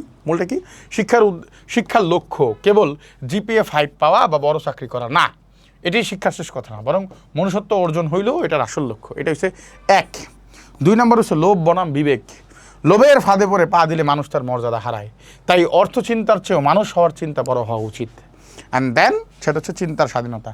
মানুষ কেবল তার পেটের দাস নয়, কি লাইন, পরীক্ষায় আসবে গো, সে একটা স্বাধীন সত্তা। এই বোধটুকু জাগ্রত করাই হইল শিক্ষার আসল কাজ। তুমি যদি এইটুকু পরে হলে লিখতে পারো, জাস্ট এইটুকু, তাহলে তুমি ইউজ মার্ক পাবে, আর কিছুই লাগবে না, এর বাইরে তোমার কিছুই লাগবে না, এখান থেকে সব কমন পড়বে ইনশাল্লাহ। এরপরে দেখো কি বলছে, প্রবাস বন্ধু লিখছে কে সৈয়দ মোস্তফা আলী। তো তিনি বলছে যে লেখক আফগানিস্তানের কাবুলে গেছিল, বুঝছো, কাবুল তার রাজধানীতে গেছিল কি করতে, অধ্যাপনা করতে, শিক্ষকতা করতে। তো সেখানে তার দেখাশোনা ও রান্না বান্নার জন্য নিযুক্ত হয় এক বিশাল দেহি উঁচালম্বা, সারচ্চ উঁচালম্বা, বুঝছো, এক আফগান যুবক যার নাম হইছে আব্দুর রহমান। যার নাম কি? যার নাম হইছে আব্দুর রহমান। এই আব্দুর রহমানই হইল প্রবাস, এই গল্পের প্রবাস বন্ধু, অর্থাৎ সেই বন্ধু, এই যে বিদেশে বন্ধু, প্রবাস বলতে এখানে আফগানিস্তানে, আর বন্ধু মানে এই যে এই বন্ধু আব্দুর রহমান। তার মানে লেখকের বন্ধুটা এখানে কে? এই আব্দুর রহমান। অর্থাৎ তার এই বন্ধু কি কি করছে সেগুলোই হচ্ছে সে এখানে দেখানোর চেষ্টা করছে। তাহলে চলো আমরা হচ্ছে সেগুলো একটু দেখি। যে আব্দুর রহমানের বিশাল দেহ ও সরলতা, সে দেখতে অনেক বড় কিন্তু তার মনটা অনেক ভালো, এই যে স্যারের মতো, বুঝছো, দেখতে মোটা কাটা হইলে কী হবে, স্যারের মন অনেক কচি, ভালো, নরম। হ্যাঁ, আচ্ছা। আব্দুর রহমান দেখতে ছিল রীতিমতো এক দানবের মতো। লেখকের বর্ণনায় তার হাত দুটো যেমন হাঁটু পর্যন্ত ঝোলে, এত লম্বা হাত, বুঝছো, এবং পায়ের মাপ দেখে মনে হবে যেন এক জোড়া ডিঙি নৌকা, অর্থাৎ এত বড় বড় যে ডিঙি নৌকাগুলো আছে, ঠিক আছে, এইরকম বড় বড় নৌকা এরকম। কিন্তু এই বিশাল দেহের ভিতরে ছিল এক সহজ সরল ও মায়াবী মন। সে লেখককে পরম শ্রদ্ধায় সাহেব বলে ডাকত এবং তার প্রতিটি নির্দেশ পালনে ছিল অত্যন্ত তৎপর এবং অনেক শক্তিশালীও ছিল আর কি সে।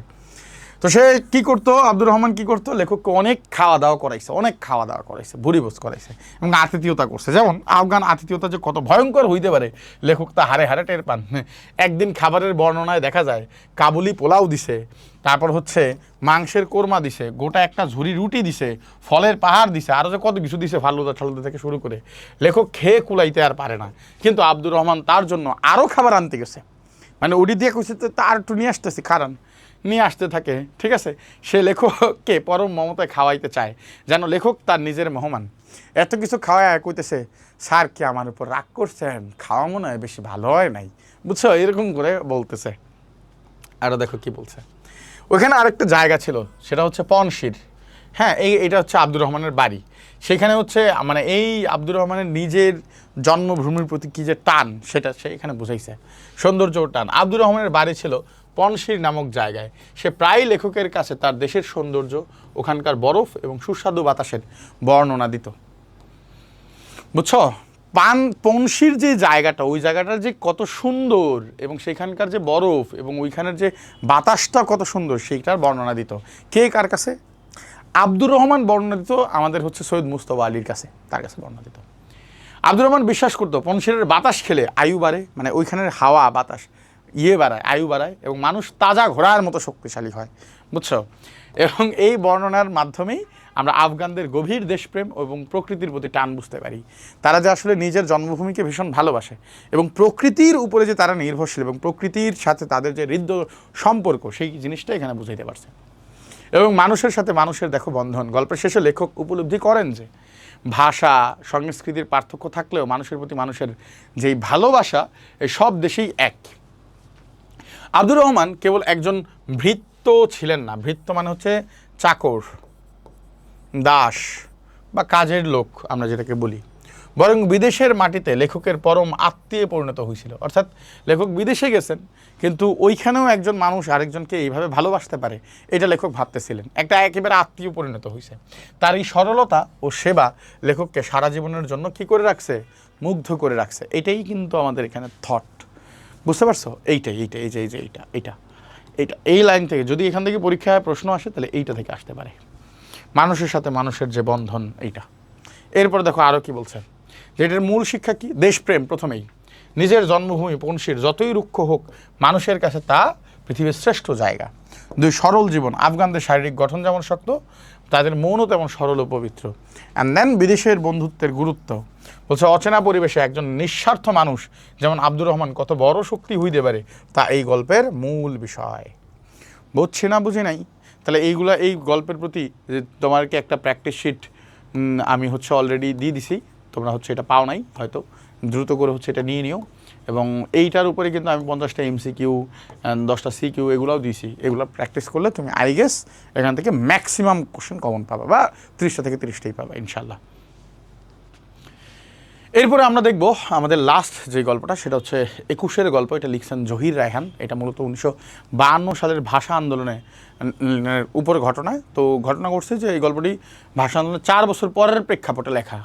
4 বছর পার হয়ে গেছে, তখন তিনি এটা লিখতে বসছেন বা লিখছেন। কোন ঘটনাকে কেন্দ্র করে? 52 ভাষা আন্দোলনকে কেন্দ্র করে।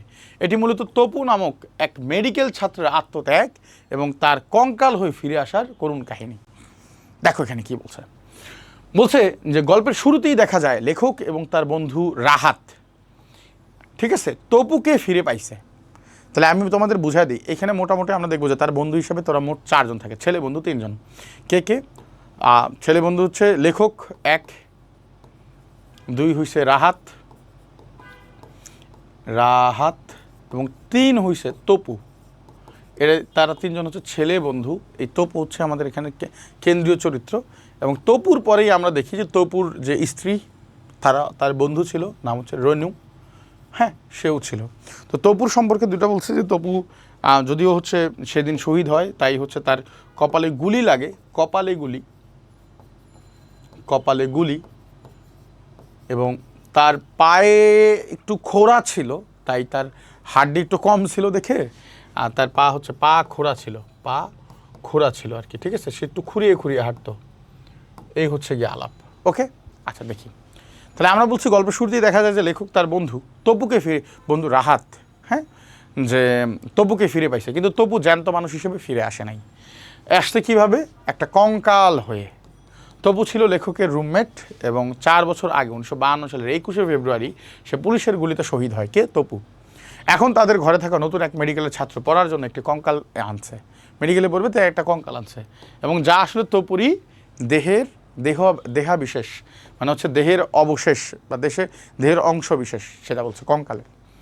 তো তপুর অতীত ও রেনুর ভালোবাসা দেখো বলছে তাহলে আগের গল্প। এবার বলছে যে এই যে কঙ্কাল তারা পাইছে, তখন তারা স্মৃতি মনে করছে, 1952 সালের সে ঘটনা মনে করছে বা তার আগের ঘটনা মনে করছে যে তপু ছিল হাসি খুশি এক প্রাণবন্ত ছেলে।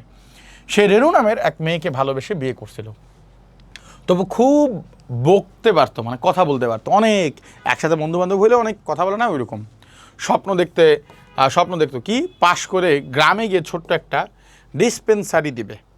এবং সে ছিল ডান পায়ের চেয়ে বাঁ পায়ের 2 ইঞ্চি ছোট, অর্থাৎ জন্ম থেকেই সে একটু কি ছিল বাবা, খোঁড়া ছিল। তাই হিল জুতা পরতো, বুঝছো? তাই সে কি জুতা পরতো? হিল জুতা পরতো।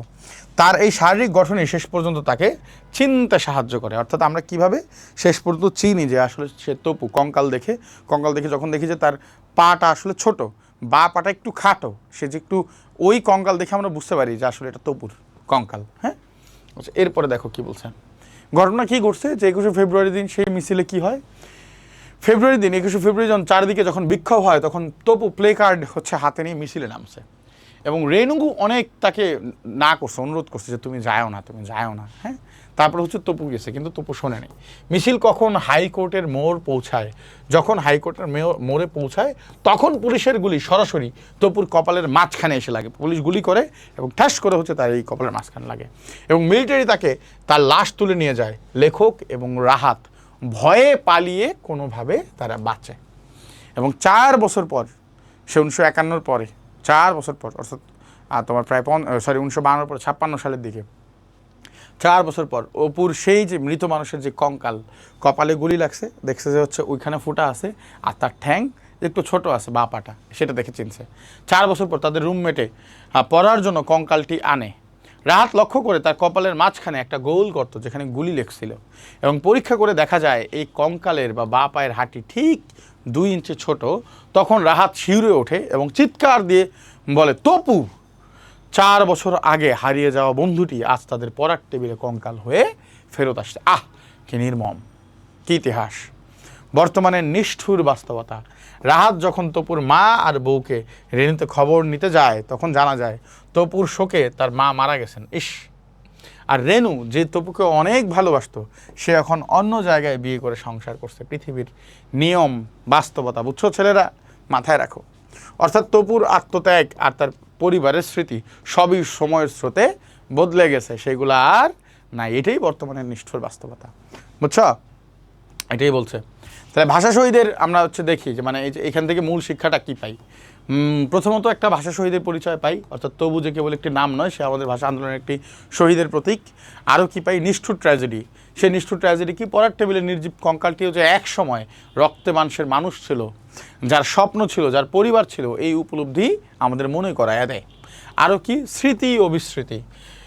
দেশ তপুদের আত্মত্যাগের উপর দাঁড়িয়ে আছে এই দেশ, কিন্তু তপুর আপনজনদের জীবনে সেই অভাব পূরণ হয়নি। অর্থাৎ মানে তারা যেমন তার মায়ের মৃত্যু হয়ে গেছে এবং অথবা সময়ের প্রয়োজনে বদলে গেছে, যেমন রেণু পুনরায় হচ্ছে বিয়ে করছে, আমাদের বুঝাইছে, কিন্তু তপুর আপনজনদের জীবনে সেই অভাব পূরণ হয়নি। দেশ পাইছে কিন্তু তারই আত্মীয় স্বজন পায় নাই। তোমরা দেখবো অনেক মুক্তিযোদ্ধার পরিবার এখনও বেশ গরিবী অবস্থায় আছে, অনেক মুক্তিযোদ্ধা যারা জীবিত আছে এখনও খাইতে পাইতেছে না, এমন অভাবে আছে, অথচ তারে দিয়ে এই দেশ উপকার হয়েছে, দেশের আশেপাশের অনেক মানুষ উপকৃত হয়েছে, কিন্তু সে কিছুই পাচ্ছে না। এই কথাই আমাদের বলছে। বুঝছি না, বুঝি নাই। তো এইটার ইন ডিটেলস প্র্যাকটিস, এটার ইন ডিটেলস প্র্যাকটিস তোমরা হচ্ছে কী পেয়ে যাবে, এটার একটা প্র্যাকটিস শিট পেয়ে যাবা, বুঝছো? প্র্যাকটিস শিট পেয়ে যাবা। তো সেই প্র্যাকটিস শিটটা মনোযোগ দিয়ে করবা, পড়ে ফেলবা। সেখানে এমসিকিউ আছে, সিকিউ আছে। আর আজকের যেটা ক্লাস, এই ক্লাসের হচ্ছে যে এটা রিভিশন যে টাইম, সেটা কিন্তু হচ্ছে অলরেডি দিয়ে দেওয়া হয়েছে, তোমরা ওখান থেকে পড়ে নিও। এমসিকিউ সিকিউ আছে 10টা করে, সেগুলো হচ্ছে ভালো করে কমপ্লিট করবা, কেমন? ওকে, চলো তারপরটা দেখি।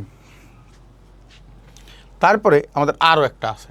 তাহলে কপোতাক্ষ নদ, আমরা মোটামুটি এতক্ষণ গদ্য পড়ছি, এখন আমরা হচ্ছে কোথায় যাচ্ছি, গল্প শেষ, এখন আমরা কবিতায় যাই।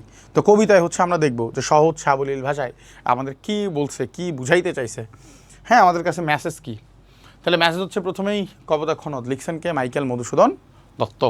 তাহলে এই মাইকেল ভাই বা মাইকেল মধুসূদন দত্ত তিনি কি বলতে চান?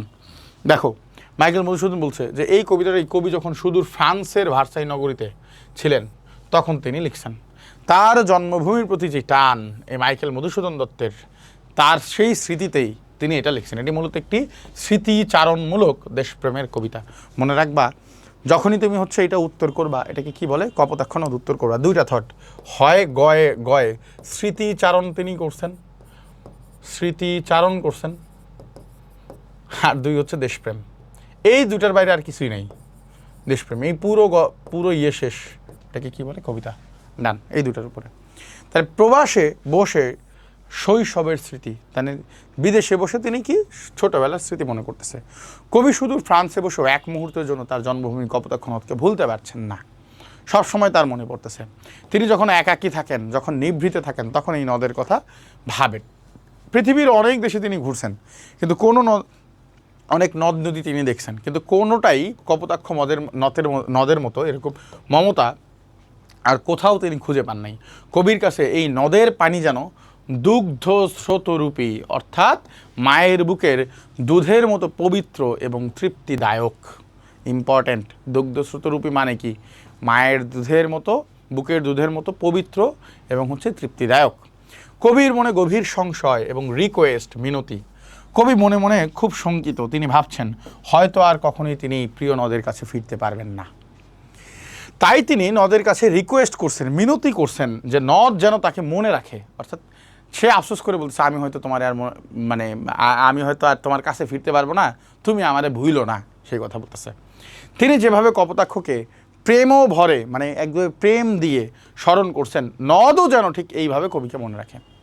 তিনি যেইভাবে কষ্ট করে হচ্ছে নদকে মনে রাখছে, নদও যেন হচ্ছে এইভাবে কবিকে মনে রাখে। বুঝতে পারতেছো? এবং তিনি আরও কি রিকোয়েস্ট করছেন, দেখো। নদের কাছে কবির শেষ বার্তা বা রিকোয়েস্ট হচ্ছে কবির শেষ রিকোয়েস্ট। কবি কপোতাক্ষ নদের কাছে একটা করুণ অনুরোধ করছেন, নদ যেন এই কবির ভালোবাসার কথা, অর্থাৎ এই যে আমাদের কবি, সেই যে নদকে ভালোবাসে, কবি যে নদকে ভালোবাসে, নদ যেন এই কথা আবার বাঙালির কাছে কয়ে দেয়। বুঝছো? এই কথা কার কাছে কইব? বাঙালির কাছে বলে, বঙ্গবাসীর কাছে পৌঁছে দেয়। কবি প্রবাসে থেকেও তার জন্মভূমি আর তার নদকে কতটা ভালোবাসেন তা যেন বাঙালির মানুষ জানতে পারে, এই কথাই তিনি বলছেন। তাহলে মোটামুটি আমাদের কাছে কপোতাক্ষ নদটা ডান। এখন সে বলছে যে এইটার মানে এই কবিতার গঠনটা কি, বা এটা সনেট বা চতুর্দশপদী, এটার গঠনটা হচ্ছে সনেট বা চতুর্দশপদী কবিতা। ঠিক আছে, সবখানে 14 লাইন করে, 14টা হচ্ছে লাইন এবং 14টা হচ্ছে কি বর্ণ বা অক্ষর, যেটাই বলি আর কি। তো এখন আমরা দেখব যে হচ্ছে পরীক্ষায় কাজে আসবে এরকম কিছু টেকনিক আমার লাগবে, যেমন যে অষ্টক, ষষ্ঠক, বুঝছো, নীল বিন্যাস, এটা কি? তাহলে অষ্টক হচ্ছে প্রথম 8 লাইন, ষষ্ঠক হচ্ছে প্রথম 6 লাইন, বুঝছো? আর এইখানেই কবির মানে এই প্রথম 8 লাইনে হচ্ছে এই অষ্টকে কি থাকে, কবির ভাবের প্রবর্তনা থাকে। আর পরের 6 লাইনে কি থাকবে, এখানে ভাবের পরিণতি থাকে। ইম্পর্টেন্ট, পরীক্ষায় আসে। আর মিল বিন্যাস কি? এই কবিতার মিল বিন্যাস হচ্ছে ক খ ক খ ক খ খ খ এবং হচ্ছে গ ঘ গ ঘ গ ঘ। এবং তোমাদেরকে এটা মাল্টিপল টাইম শেখানো হয়েছে, বোঝা হয়েছে। আর তোমরা হচ্ছে পুরো কবিতা, সবগুলো কবিতার লাইন বাই লাইন ব্যাখ্যা একটা ক্লাস আছে, এটা দেখে নিও। এবং পাশাপাশি কপোতাক্ষ নদের একটা আমি প্লে লিস্টে ওয়ান শট একটা ভিডিও দিয়েছিলাম, সেখানে এটা আরও ডিটেলসে বুঝাইছি। তো তোমার যদি হচ্ছে খুব প্যারা লাগে তাহলে ওখানে গিয়ে জাস্ট হচ্ছে এটা দেখে নিও। হ্যাঁ, দেখে নিলেই হয়ে যাবে। হ্যাঁ, প্লে লিস্ট থেকে দেখে নিও, তাইলেই হবে। Okay fine. তারপর দেখো কি বলছে, যে এটা থেকে মূল শিক্ষা কি? প্রথমত দেশপ্রেম। মানুষ যেখানেই থাকুক না কেন তার নারীর প্রতি সবসময় নিজের জন্মভূমির সাথে এই অনুভূতি থেকেই থাকে, সাথেই থাকে। দুই হচ্ছে অকৃত্রিম ভালোবাসা। কপোতাক্ষ নদ কবির কাছে কেবল একটি নদীই নয়, বরং তার শৈশব ও স্মৃতির এক অবিচ্ছেদ্য অংশ। নম্রতা, কবি নিজেকে অপরাধী মনে করেন, কারণ তিনি একসময় দেশ ছেড়ে চলে গেছেন। এখন তিনি নদের কাছে অত্যন্ত বিনয়ের সাথে ক্ষমা ও স্মরণে থাকার আর্জি জানাইছেন, যে আমি আসলে হয়তো থাকতে পারবো না, তুমি আমারে ভুলো না। এবং আমি যে তোমাদের কথা, বাংলাদেশের কথা আমার মনে পড়ে, দেশপ্রেমের, দেশের কথা মনে পড়ে, এটা সবার একটু জানাই দিও, এই কথা বলছে। ক্লিয়ার? অর্থাৎ স্মৃতিচারণ করছে। এই দুইটা দেখো। তো এইটার তোমাদের মোটামুটি এখান থেকে আমি তোমাদের বলছি যে কবিতা থেকে সবচাইতে বেশি প্রশ্ন আসছে কপোতাক্ষ নদ থেকে। এবং তোমাদের এখান থেকে প্রশ্ন এটা আসবে এখান থেকে, বুঝছো? কপোতাক্ষ নদের এইখান থেকে। তো তুমি কি করবা? তুমি হচ্ছে এই কপোতাক্ষ নদের এইখান থেকে যেই প্রশ্নগুলো আসবে এটার জন্য তোমাদের হচ্ছে এমসিকিউ আর সিকিউটা ভালো করে পড়ে দেবা, তাইলেই তোমাদের ইনশাল্লাহ কমন পড়বে, বুঝছো? তাইলেই কমন পড়বে। তোমাদের হচ্ছে এখান থেকে 10টা সিকিউ দিছি এবং হচ্ছে 50টা এমসিকিউ দিছি। লেখক পরিচয়, পাঠ পরিচিতি, শব্দার্থ টিকা, এই সবগুলো জায়গা থেকে পরীক্ষায় প্রশ্ন করছে, এখান থেকে আসার সম্ভাবনা আছে। চলো তারপরেরটা দেখি। পরেরটা বলছে জীবন বিনিময়। এটা লিখছেন কে? এটা লিখছেন হচ্ছে গোলাম মোস্তফা স্যার। কী নিয়ে ব্যাপারটা? এই ঘটনাটা খুব মজার এবং সহজ সুন্দর, বুঝছো? বলছে এই কবিতাটা সম্রাট বাবরের অসীম পিতৃস্নেহ এবং মহান আল্লাহর প্রতি তার যে অগাধ বিশ্বাস, এটার একটা উজ্জ্বল দৃষ্টান্ত। কী ঘটনা? মানে তুমি একটুকু লিখতে পারো, পিতৃস্নেহের কাছে, হ্যাঁ, মানে মৃত্যুর পরাজয়। পিতৃস্নেহের কাছে পিতৃস্নেহের কাছে মৃত্যুর পরাজয়। বাবার স্নেহের কাছে মরণ ও হার মানছে, মৃত্যুর পরাজয়। এটা হইছে এখানে মূল থট। আচ্ছা, তাহলে দেখি হুমায়ুনের কঠিন অসুখ। বলছে সম্রাট বাবরের যে ছেলে, শাহজাদার ছেলে নাম হুমায়ুন, সে মরণঘাতী রোগে আক্রান্ত হন। রাজ্যের বড় বড় চিকিৎসক ও হেকিমরা এসে তার হচ্ছে কি করে বলো, যে তাকে সুস্থ করার চেষ্টা করে, কিন্তু তবুও সে আসলে সুস্থ হয় না। তো এমন মোমেন্টামে হুমায়ুনের অবস্থা যখন দিন দিন খারাপ হইতে থাকে, মৃত্যুর ছায়া যখন একবারে তার শিওরে কাছে এসে দাঁড়ায়, তখন পুত্রশোকের আশঙ্কায় ব্যাকুল হয়ে যায়। মানে হচ্ছে কে? সম্রাট বাবর, সে হচ্ছে ব্যাকুল হয়ে ওঠে। তখন এমন একটা ঘটনা ঘটে। সেই সময় একজন সাধু ব্যক্তি বাবরকে পরামর্শ দেয়। কি পরামর্শ দেয়? যে হুমায়ুনকে বাঁচাতে হলে বাবরকে তার সবচাইতে দামি কোনো জিনিস আল্লাহর রাস্তায় উৎসর্গ করতে হবে। বাবর ভাবলেন একজন মানুষের কাছে তার নিজের জীবনের চেয়ে দামি আর কিছু হইতে পারে না। তিনি সিদ্ধান্ত নিলেন তিনি নিজের জীবনের বিনিময়ে পুত্রের জীবন ভিক্ষা করবেন, আল্লাহর কাছে ভিক্ষা চাইবেন, বুঝছো? এবং সে কি করছেন, যে সে সম্রাট বাবর হুমায়ুনের রোগ সজ্জার চারদিকে 3 বার ঘুরেন। কয়বার? 3 বার। বাবা সন্তানের চারপাশে 3 বার ঘুরে আল্লাহর কাছে দোয়া করলেন। তিনি বললেন, হে আল্লাহ, হুমায়ুনের রোগ আমাকে দাও এবং আমার জীবনের বিনিময়ে ওকে সুস্থ করে দাও। এই কথা তিনি বললেন। এবং কবিতার এই অংশ অত্যন্ত আবেগঘন। বিশ্বাসের জোরে বাবর অনুভব করলেন হুমায়ুনের রোগ ধীরে ধীরে তার শরীরে সঞ্চারিত হচ্ছে। অর্থাৎ সন্তান সুস্থ হয়ে যাচ্ছে আর বাবা অসুস্থ হয়ে যাচ্ছে। অর্থাৎ ওর রোগটা আমার কাছে আসছে এবং আমার সুস্থতা ছেলের কাছে যাচ্ছে। জীবনের বিনিময় ও সমাপ্তি। বাবরের সেই প্রার্থনা কবুল হইল। অলৌকিকভাবে হুমায়ুন সুস্থ হয়ে ওঠা শুরু করলো আর সম্রাট বাবর শয্যাশয়ী হইল। এবং শেষ পর্যন্ত বাবর মৃত্যুবরণ করলেন এবং হুমায়ুন নতুন জীবন পাইলেন। এভাবেই একজন পিতা তার সন্তানের জন্য নিজের জীবন উৎসর্গ করে ইতিহাসে অমর হয়ে রয়েছে। সে হয়তো সন্তানকে জীবন দিয়ে নিজে মারা গিয়ে সে হয়তো নিজে মারা গেছে, তার হয়তো দৈহিক মৃত্যু ঘটছে, কিন্তু তার আত্মিক মৃত্যু ঘটে নাই। তার আসলে তাকে আমরা সবসময় স্মরণ করি, এই কথাই বলছে। এর মূল শিক্ষা কি? পিতৃস্নেহ। সন্তানের জন্য একজন পিতার ভালোবাসা কত গভীর হইতে পারে বাবর তার প্রমাণ। ত্যাগের মহিমা, জীবন বিনিময় করা মানে কেবল মৃত্যুই না, বরং নিঃস্বার্থ ভালোবাসার এক পরম পরাকাষ্ঠ। আর প্রার্থনার শক্তি কি? দৃঢ় বিশ্বাস এবং পবিত্র মনে আল্লাহর কাছে কোনো কিছু চাইলে, অসম্ভব যা কিছুই চাও আল্লাহ হয়তো সেটা দিয়ে দিবে, এই কথা বলছে। তারপর দেখো বলছে যে আমরা এই পুরো কবিতাটা যে পড়ছি না, এটার উপরে কিন্তু তোমাদের এমসিকিউ, প্র্যাকটিস শিট এগুলো দেয়া আছে, এগুলো কিন্তু সলভ করে নিবা। আর পরেরটাই হচ্ছে আমাদের কাজী নজরুল ইসলামের সবচেয়ে গুরুত্বপূর্ণ আরেকটা হচ্ছে কি কবিতা, সেটার নাম কি? ওমর ফারুক। ইসলামের যে হচ্ছে খলিফা ওমর ফারুক রাদিয়াল্লাহু আনহু, তার ব্যাপারে হচ্ছে এখানে বলা হয়েছে। তো চলো সেটা আমরা একটু দেখি। এই কবিতাটি ইসলামের দ্বিতীয় খলিফা হযরত ওমর রাদিয়াল্লাহু আনহুর মহৎ জীবন এবং তার আদর্শ শাসন ব্যবস্থার এক জীবন্ত চিত্র। নজরুল এখানে ওমরকে একজন সম্রাটের চেয়েও বড় মানুষ হিসেবে তুলে ধরছেন। তিনি একজন সম্রাট, তার চেয়েও বড় তিনি একজন মানুষ, সেটা হিসেবে দেখাইছেন। অর্থাৎ কীভাবে দেখাইছেন? অর্থাৎ প্রথমেই আমাদের হচ্ছে কাজী নজরুল ইসলাম সে হচ্ছে বর্তমানের যে হাহাকার সেটা দেখাইছেন, এবং স্মৃতিতে তার যে ওমর ফারুক সেটা তিনি দেখাইছেন। তিনি বলছেন কবিতার শুরুতে কবি রাতের অন্ধকারে এশারের আজান শুনে বিচলিত হয়ে পড়েন। মুয়াজ্জিনের কণ্ঠে আজানের ধ্বনি শুনে কবির মনে পড়ে ওমর রাদিয়াল্লাহু আনহুর কথা। বুঝছো? এশার আজান শুনে তার কার কথা মনে পড়ে? ওমর রাদিয়াল্লাহু আনহুর কথা। খুবই আক্ষেপে বলেছেন যে ইসলামের সেই সোনালী দিন এখন আর নাই, সেটা চলে গেছে। এখন সত্যের আলো নিভে গেছে, চারদিকে অন্ধকার। তাই তিনি ওমর রাদিয়াল্লাহু আনহুকে আবার ফিরে আসার আহ্বান জানাইছেন, যেন অন্ধকার দূর হয়। তিনি বলছেন, আরও কি বলছেন, যে ধুলোর তখিতে বসে ওমর রাদিয়াল্লাহু আনহু পুরো পৃথিবী, অর্ধেক পৃথিবী শাসন করছেন। ওমর রাদিয়াল্লাহু আনহু অর্ধ পৃথিবীর মালিক ছিলেন, কিন্তু তার জীবন ছিল অত্যন্ত সাধারণ। তিনি কোনো জাঁকজমকপূর্ণ প্রসাদে থাকতেন না, বড় বড় উঁচা উঁচা বিল্ডিংয়ে তিনি থাকতেন না, বরং খেজুর পাতার কুটিরে অর্থাৎ ঘরে তিনি থাকতেন। এবং সাইমুম ঝড়ে, সাইমুম মানে মরু ঝড়, বালু ঝড়, সাইমুম ঝড়ে সেটা ধসে পড়তো, খসে পড়তো, কিন্তু ওমরের শির অর্থাৎ তার মাথা কখনো অন্যায়ের কাছে নত হয় নাই। তিনি বিলাসিতা বা ঐশ্বর্যের লোভে কখনো পা দেন নাই। এই কথাই এখানে আমাদের সুন্দর করে তুলে দিছে, বুঝছো?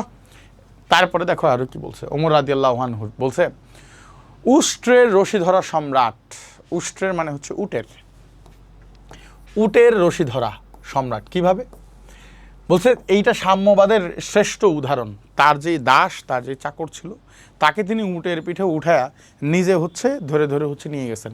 তিনিও ছিলেন, ইয়েকেও রাখছেন।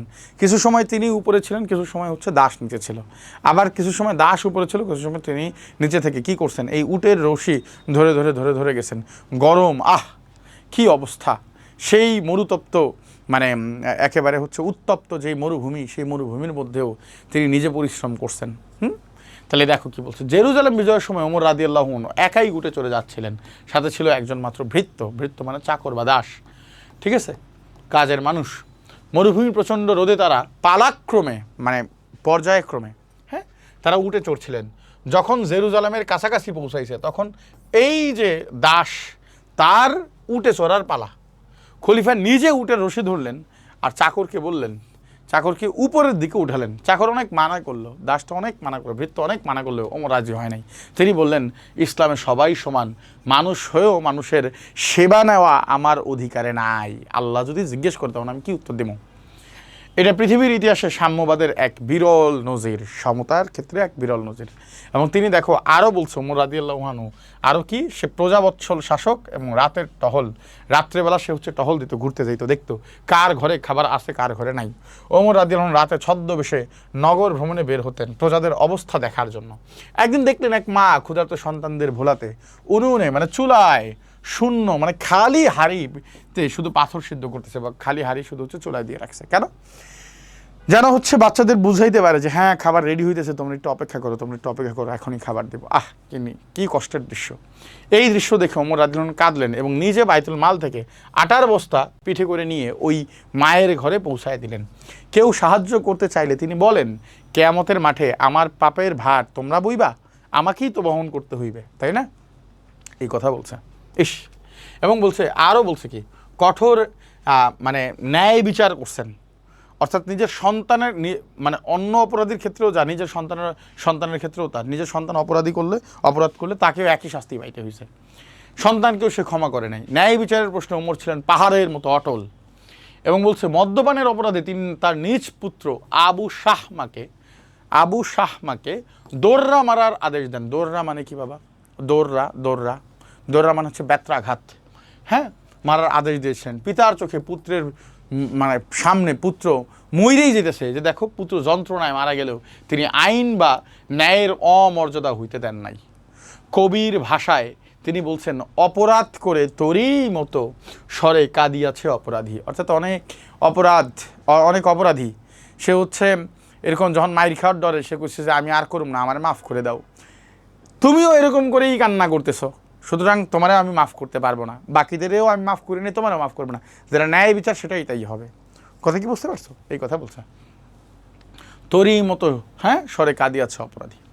অতি সাধারণ জীবনযাপন সে করছে। দেখো, একবার দূর দেশ থেকে আসা দূতেরা খলিফাকে খুঁজতে এসে দেখেন, মানে অনেক দূর থেকে আসছে ওমর রাদিয়াল্লাহু আনহু খুঁজতে, আয়সা দেখে তিনি রাজপ্রাসাদে নাই। তিনি তার একটি মাত্র জামা, যা ধোয়ার পর এখনো শুকায় নাই, সেটা তিনি হচ্ছে রোদে ধরে বসে আছে, এরকম রোদের মধ্যে ধরে বসে আছে। এই সাধারণ জীবনই তাকে পৃথিবীর ইতিহাসে সবচেয়ে শক্তিশালী ও জনপ্রিয় সম্রাট হিসেবে প্রতিষ্ঠা করছে। বুঝছো? হ্যাঁ, এই কথাই বলছে। এবং বলছে যে এটার মূল শিক্ষা কি, দেখো এই যে মূল শিক্ষা বলছে যে সাম্যবাদ, এখানে মূল শিক্ষা ইসলামে রাজা আর প্রজায় কোনো ভেদাভেদ নাই, সবাই সমান। আরও বলছে বিলাসহীনতা, ক্ষমতা পেলে অহংকারী না হয়ে মানুষের সেবক হওয়া উচিত। বুঝছ? ক্ষমতা পাইলেই মানুষের বস না, রাজা না, বরং তার সেবক হও, তার জন্য কাজ করো। ন্যায় বিচার। অপরাধী যদি নিজের সন্তানও হয় তবুও ন্যায় বিচার করতে কখনো আপোষ করা যাবে না। থাক আমার পোলা, ওরে মাফ করে দাও, এই কাজ করা যাবে না। জবাবদিহিতা, মৃত্যুর পর সৃষ্টিকর্তার কাছে নিজের কাজের হিসাব দিতে হবে, এই বোধই একজন নেতাকে সৎ বানাবে। এই জিনিস তোমার হচ্ছে লাগবে, নাহলে তুমি তো মানে পাপ কাজ করবা, বেশিরভাগ ক্ষেত্রেই দায়িত্ব পালন করবা না। এই কথাই এখানে বলছে। বুঝছো? দেখো তারপরে আরও কি বলছে। আমাদের পরের যেটা সেটার নাম কি? এই দিন সেই মাঠ। পরের যেটা সেটার নাম কি? এই দিন সেই মাঠ। এটা লিখছে কে? জীবনানন্দ দাশ। তাহলে এই কবিতার মূল বিষয়বস্তু কি? তোমাকে আগে সেটাই আইডেন্টিফাই করতে হবে। মূল বিষয়বস্তু হয়েছে যে মানুষ নশ্বর কিন্তু প্রকৃতি অবিনশ্বর, মানে মানুষের ধ্বংস আছে কিন্তু প্রকৃতির ধ্বংস নাই। সেই কথা হচ্ছে এটার মূল আলাপ। মানুষ মারা যায়, সভ্যতা ধ্বংস হয়, কিন্তু প্রকৃতির রূপ, রস, গন্ধ চিরকাল একইভাবে টেকে থাকে। এই কথাই বলছে। তাহলে দেখো এখানে মূল থট কিন্তু এইটাই, যে কি মানুষ নশ্বর কিন্তু প্রকৃতি অবিনশ্বর। এখন বলছে মানুষের মৃত্যু ও প্রকৃতির স্থায়িত্ব। কবি বলছেন একদিন হয়তো তিনি থাকবেন না, অর্থাৎ তিনি হয়তো মারা যাবেন, কিন্তু তিনি না থাকলে ওই মাঠের ঘাস সবুজই থাকবে, কপোতাক্ষ নদ বা লক্ষ্মী বেচার ডাক এগুলো থেমে থাকবে না। মানুষ চলে যাওয়ায় প্রকৃতির কোনো ক্ষতি বাড়ে না, ক্ষতি হয় না। প্রকৃতি তার নিজস্ব নিয়মে অনন্তকাল ধরে এইভাবেই চলতে থাকে। তিনি আরও বলছেন প্রকৃতির তুচ্ছ জিনিসের যে আনন্দ, তিনি বলছেন যে কবিতায় কিছু সাধারণ জিনিসের কথা বলছেন, যেমন চালতা ফুলের উপর শিশিরের শব্দ, লক্ষ্মী পাচার গান, খই মঞ্জুরের গন্ধ। কবি যখন থাকবেন না তখন এই চালতা ফুল একইভাবে শিশিরে ভিজবে, মানে শিশির বসবে আকাশ থেকে, সে শিশির পড়বে, হ্যাঁ, শীতকালে। লক্ষ্মী পাচা মায়াবী গান একইভাবে শুনিয়া যাবে। এবং আরও কি বলছে, অর্থাৎ মানুষের ব্যক্তিগত শোক বা অনুপস্থিতি প্রকৃতির এই চিরন্তন আনন্দকে কখনোই ম্লান করতে পারবে না। লক্ষ্মী বাছা তার মতোই থাকবে, ফুল তার মতোই ফুটবে, ফল হবে। মানুষ নাই, এই জিনিস আসলে প্রকৃতির উপর কোনো প্রভাব ফেলাবে না। দেখো তারপরে কি বলছে, সভ্যতা নশ্বর এবং প্রকৃতি অবিনশ্বর। এই যে কবিতার শেষে সবচাইতে চার্মিং একটা কথা, যে কবিতার শেষ দিকে কবি দুইটা প্রাচীন সভ্যতার কথা বলছেন, একটা হচ্ছে ব্যাবিলনীয় আর হচ্ছে অ্যাসিরীয়। বলছে একসময় এই সভ্যতাগুলো অনেক শক্তিশালী ছিল এবং কিন্তু আজ সেগুলো ধুলোয় মিশে গেছে, এগুলো নাই। মানুষ যে বড় বড় সাম্রাজ্য গড়ে তোলে তা একদিন ধ্বংস হয়ে যায়, কিন্তু প্রকৃতির সোনার স্বপ্ন বা তার রূপ মাধুর্য কখনো শেষ হয় না। পরীক্ষা আসবে এই সোনার স্বপ্ন অর্থাৎ তার যে হচ্ছে আশা, সেই আশা সবসময় থাকবে। এইটা কখনো স্বাদ, এটা কখনো শেষ হয় না।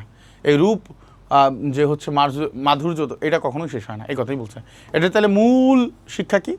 নশ্বরতা এবং অবিনশ্বরতা। মানুষের জীবন ছোট, অস্থায়ী, কিন্তু প্রকৃতি চিরস্থায়ী সৌন্দর্য, প্রকৃতি সুন্দর এবং চিরস্থায়ী। মায়ার জগৎ, পৃথিবীটা মায়ার, মানুষ চলে গেলেও পৃথিবী তার রূপ বা লাবণ্য নিয়ে পরের জন্ম সেজে থাকে।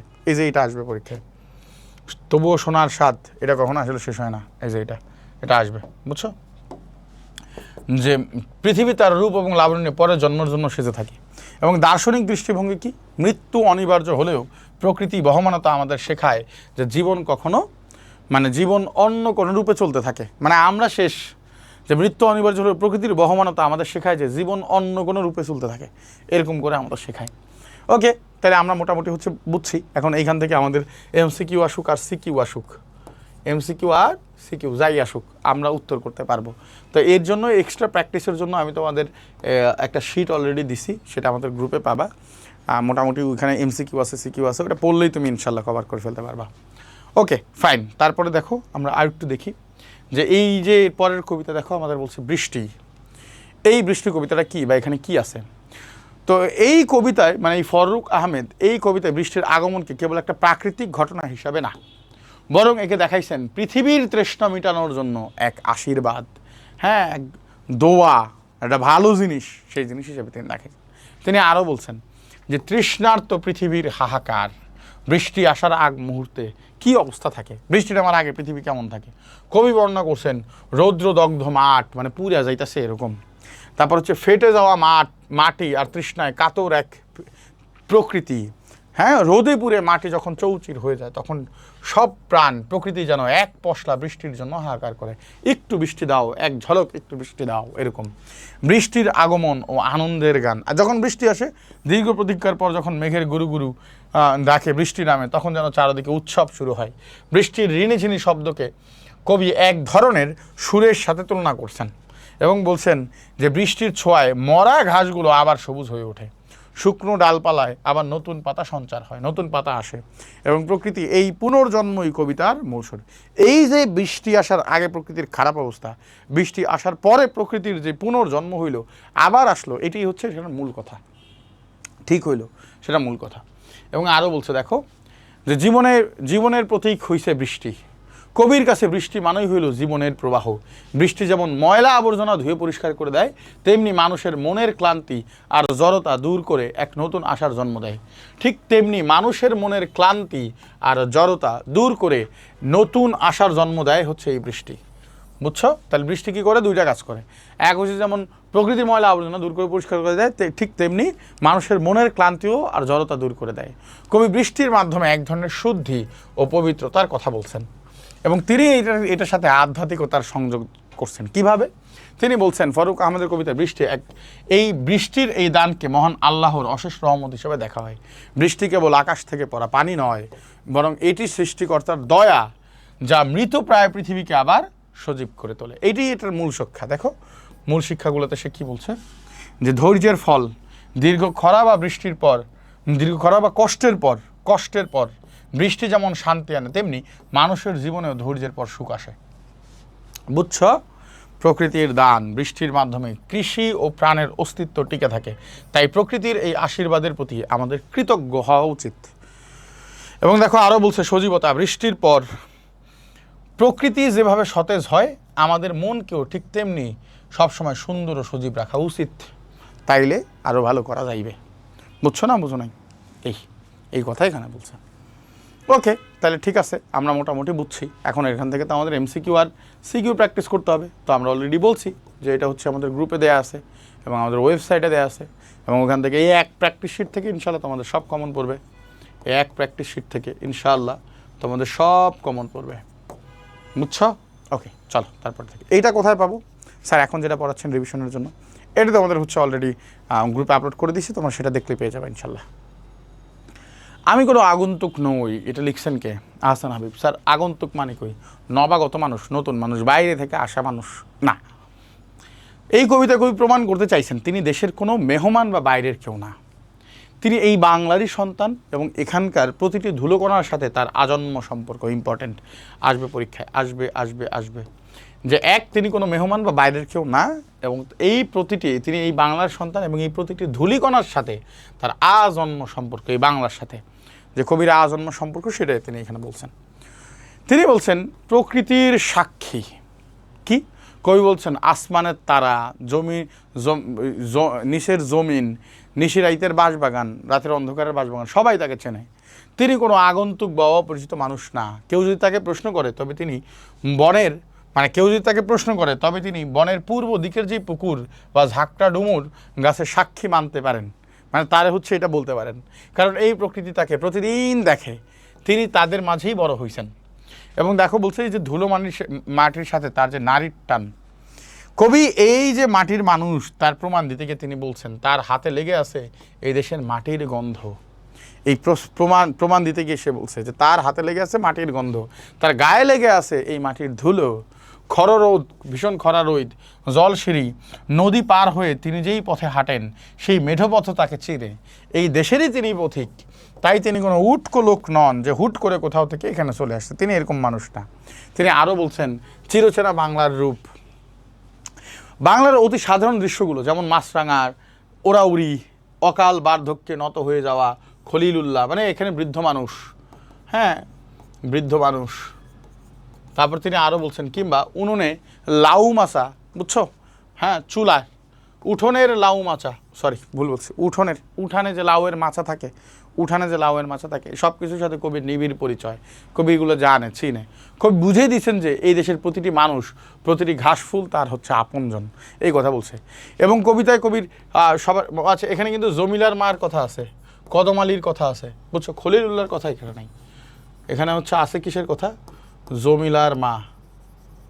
এবং আরও আছে, আরও হচ্ছে কদম আলী, বৃদ্ধ কদম আলী, ঠিক আছে, বৃদ্ধ কদম আলীর কথা আছে এখানে, এটা একটু দেখো। আচ্ছা, কবিতা শেষে থেকে কবি বেশ জোর দিয়ে বলছেন তিনি এখানেই জন্মাইছেন এবং এখানেই তার চিরস্থায়ী আবাস। এই বাংলার কাদা জলে বেড়ে ওঠে এক খাঁটি বাঙালি তিনি। তিনি বাইরে থেকে, আর যারা বাইরে থেকে আসে তারা কিছুদিন পরেই চলে যায়, কিন্তু কবি এখানেই মিশে আছেন এবং এখানেই থাকবেন।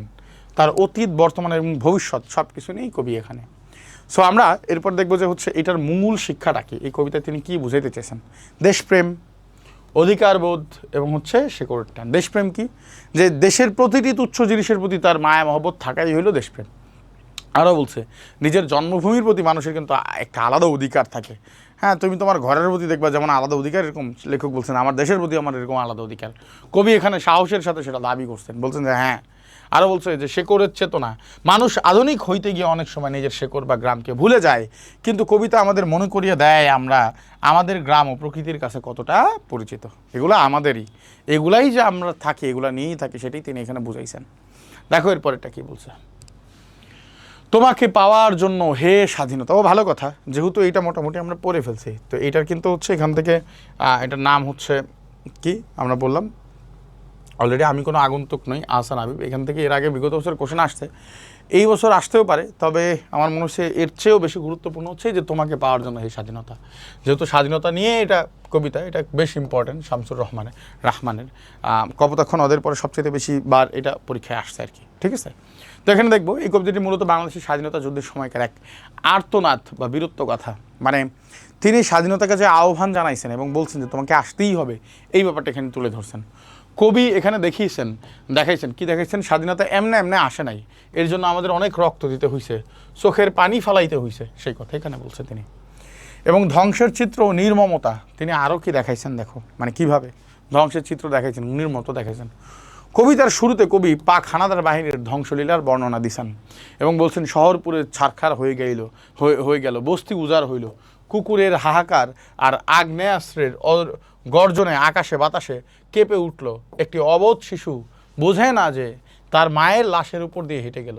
এই ভয়াবহতা দৃশ্যের মাধ্যমে কবি যুদ্ধের নির্মমতাকে আমাদের সামনে তুলে ধরছেন। দেখো যে আর কত রক্ত দিলে, মানে তোমার আর কত ভাসতে হবে, রক্ত গঙ্গায় আর কত ভাসতে হবে, আর কত পুড়তে হবে, দেখতে হবে, ছারখার হইতে হবে, খান্ডব দাহন আর কত হবে, এরকম সে বলছে যে নারীদের আত্মত্যাগ ও শোক, স্বাধীনতার জন্য বাংলার মা বোনেরা যে চরম আত্মত্যাগ করছেন তার একটা প্রতীকী হিসাবে এখানে সকিনা বিবি ছিল। হ্যাঁ, সকিনা বিবি তুমি আসবে বলে কি স্বাধীনতা তুমি আসবে বলে সকিনা বিবির কপাল ভাঙলো। আরও বলছে এখানে হরিদাসের বউ, হরিদাসের বউ, বুঝছো? আচ্ছা, এই কথা বলছে। তো সাকিনা বিবির কপালে সিঁদুর সিঁথি মুছে নাই। এই সকিনা বিবিকে আসলে রেপ করা হয়েছে, ধর্ষণ করা হয়েছে, বুঝছো? সেই কথাই কেন বলছে, তার কপাল ভাঙছে। আর কপালে সিঁদুর মুছে গেছে কার? হ্যাঁ, বিধবা হয়েছেন কে? হরিদাসের বউ, হরিদাসের বউ, বুঝছো? আচ্ছা, এখানে হালিমা খাতুন এগুলো আর কিছু নাই, আর ভিটে মাটি হারিয়েছে এগুলো নাই। স্বাধীনতার জন্য আমরা দেখছি যে কত সিঁথি যে রিক্ত হয়েছে। রিক্ত মানে কি? রিক্ত মানে শূন্য হয়েছে, অর্থাৎ কতজন মহিলার যে হাজব্যান্ড মারা গেছে সেই কথা এখানে তিনি বলছেন। তার কোনো এখানে ইয়াত্তা নাই, তার কোনো হিসাব নাই। সে আরও বলছে কি দেখো, সাধারণ মানুষ সংকল্প করছেন। এখানে সমাজের নানা স্তরের মানুষের কথা উঠে আসছে, যে যারা স্বাধীনতার জন্য অপেক্ষা করছে। থুরথুরে বুড়ো থেকে শুরু করে একেবারে উঠোনের লাউ মাচার নিচে ভয়ে কুকড়ে থাকা অনাথ কিশোরী যে আসলে এরকম ভিক্ষা চাইতেছে সে, এবং সবাই স্বাধীনতার স্বপ্ন দেখছে। এমনকি তেজি তরুণ রুস্তম শেখ, নাম কি? রুস্তম শেখ, বা মোল্লাবাড়ির এক বিধবা, হ্যাঁ, সবার চোখের চাউনিতে একটাই প্রশ্ন, স্বাধীনতা কবে আসবে? আচ্ছা, যদিও এখানে আমি একটু ভুল করছি, রুস্তম শেখ হবে না। রুস্তম শেখের আসলে রিক্সা চালক, তার বুকের মধ্যে আসলে কি হয়ে গেছে, মানে পোক হয়ে গেছে, হ্যাঁ, অর্থাৎ তার যে মৃত্যু দিয়ে অনেকদিন ফেলে রাখছে গুলি করে মারার পরে, সেইটা বলছে।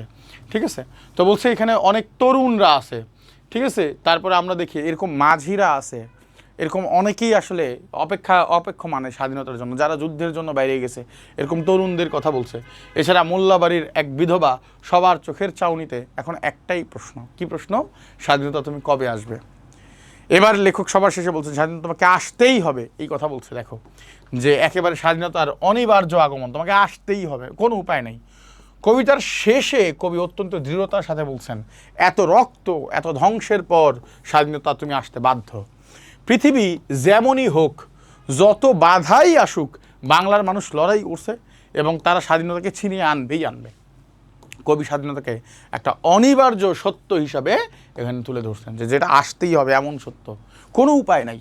এটা তিনি লিখছেন 1971 সালেই, বুঝছো?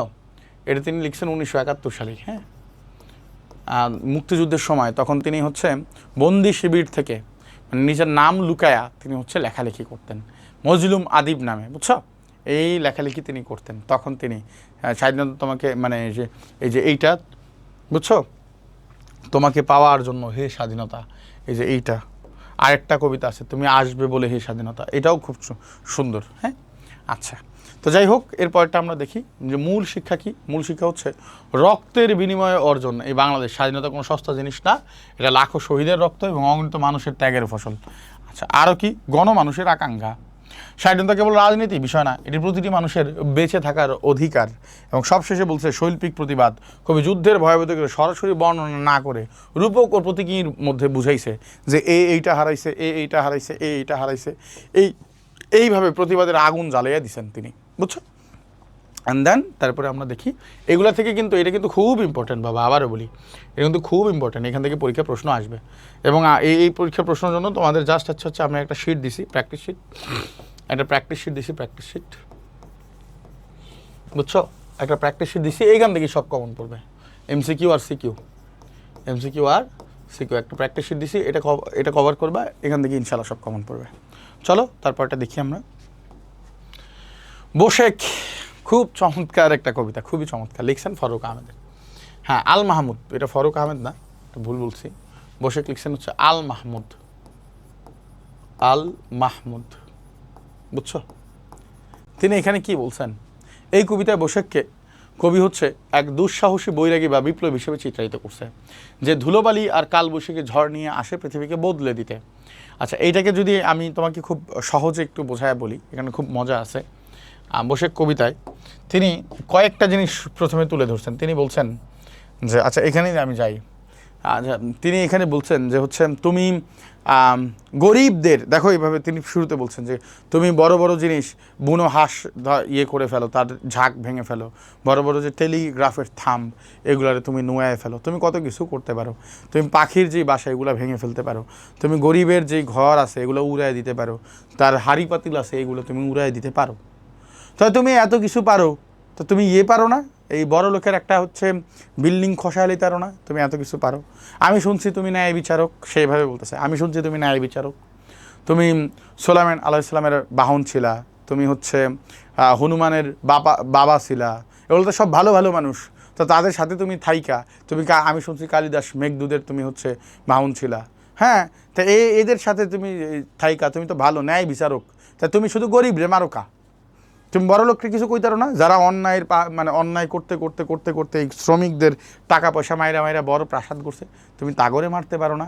শুনছি আমাদের এক কবি কইছেন, রবীন্দ্রনাথ ঠাকুরের কথা বলছেন, যে সে তাপ ওসো এসো হে বৈশাখ এসো এসো, তাপ ওসো নিঃশ্বাস বায়ে মুমুর সুরে দাও উড়ায়ে, হ্যাঁ, তো তো সে বলছে এই পুরাতন জরা যা কিছু আছে এইগুলারে উড়ায় নিতে, তো পুরাতন জ্বর উড়ে নিতে কইছে, তো তার তো মানে এটা তো করলে আরও বেশি ভালো, হ্যাঁ, যে গরিবের উপর দিয়ে কেন, তুমি তো বড় লোকের কাছ থেকে কিছুই নিতে পারো না, তো তোমার কাছে এই পবন, তোমার কাছে আমার একটা এই বাতাস, তোমার কাছে আমার একটা রিকোয়েস্ট, তুমি যদি নাও তাহলে হচ্ছে বড় লোকেরটা নাও, গরিব আর নিও না, গরিবের এই থালা বাসন আর ভাঙ্গো না, গরিবের ঘর বাড়ি আর ভাঙ্গো না প্লিজ। এটা কার কাছে অনুরোধ করছে বলো, যে হচ্ছে বাতাসের কাছে অনুরোধ করছে। এই যে বসেক কবিতা, এটা বেশি ইম্পর্টেন্ট, এটা পরীক্ষায় আসার একটা চান্স আছে, এটা যদি দেখো এখান থেকে পরীক্ষায় আসার একটা সুযোগ আছে।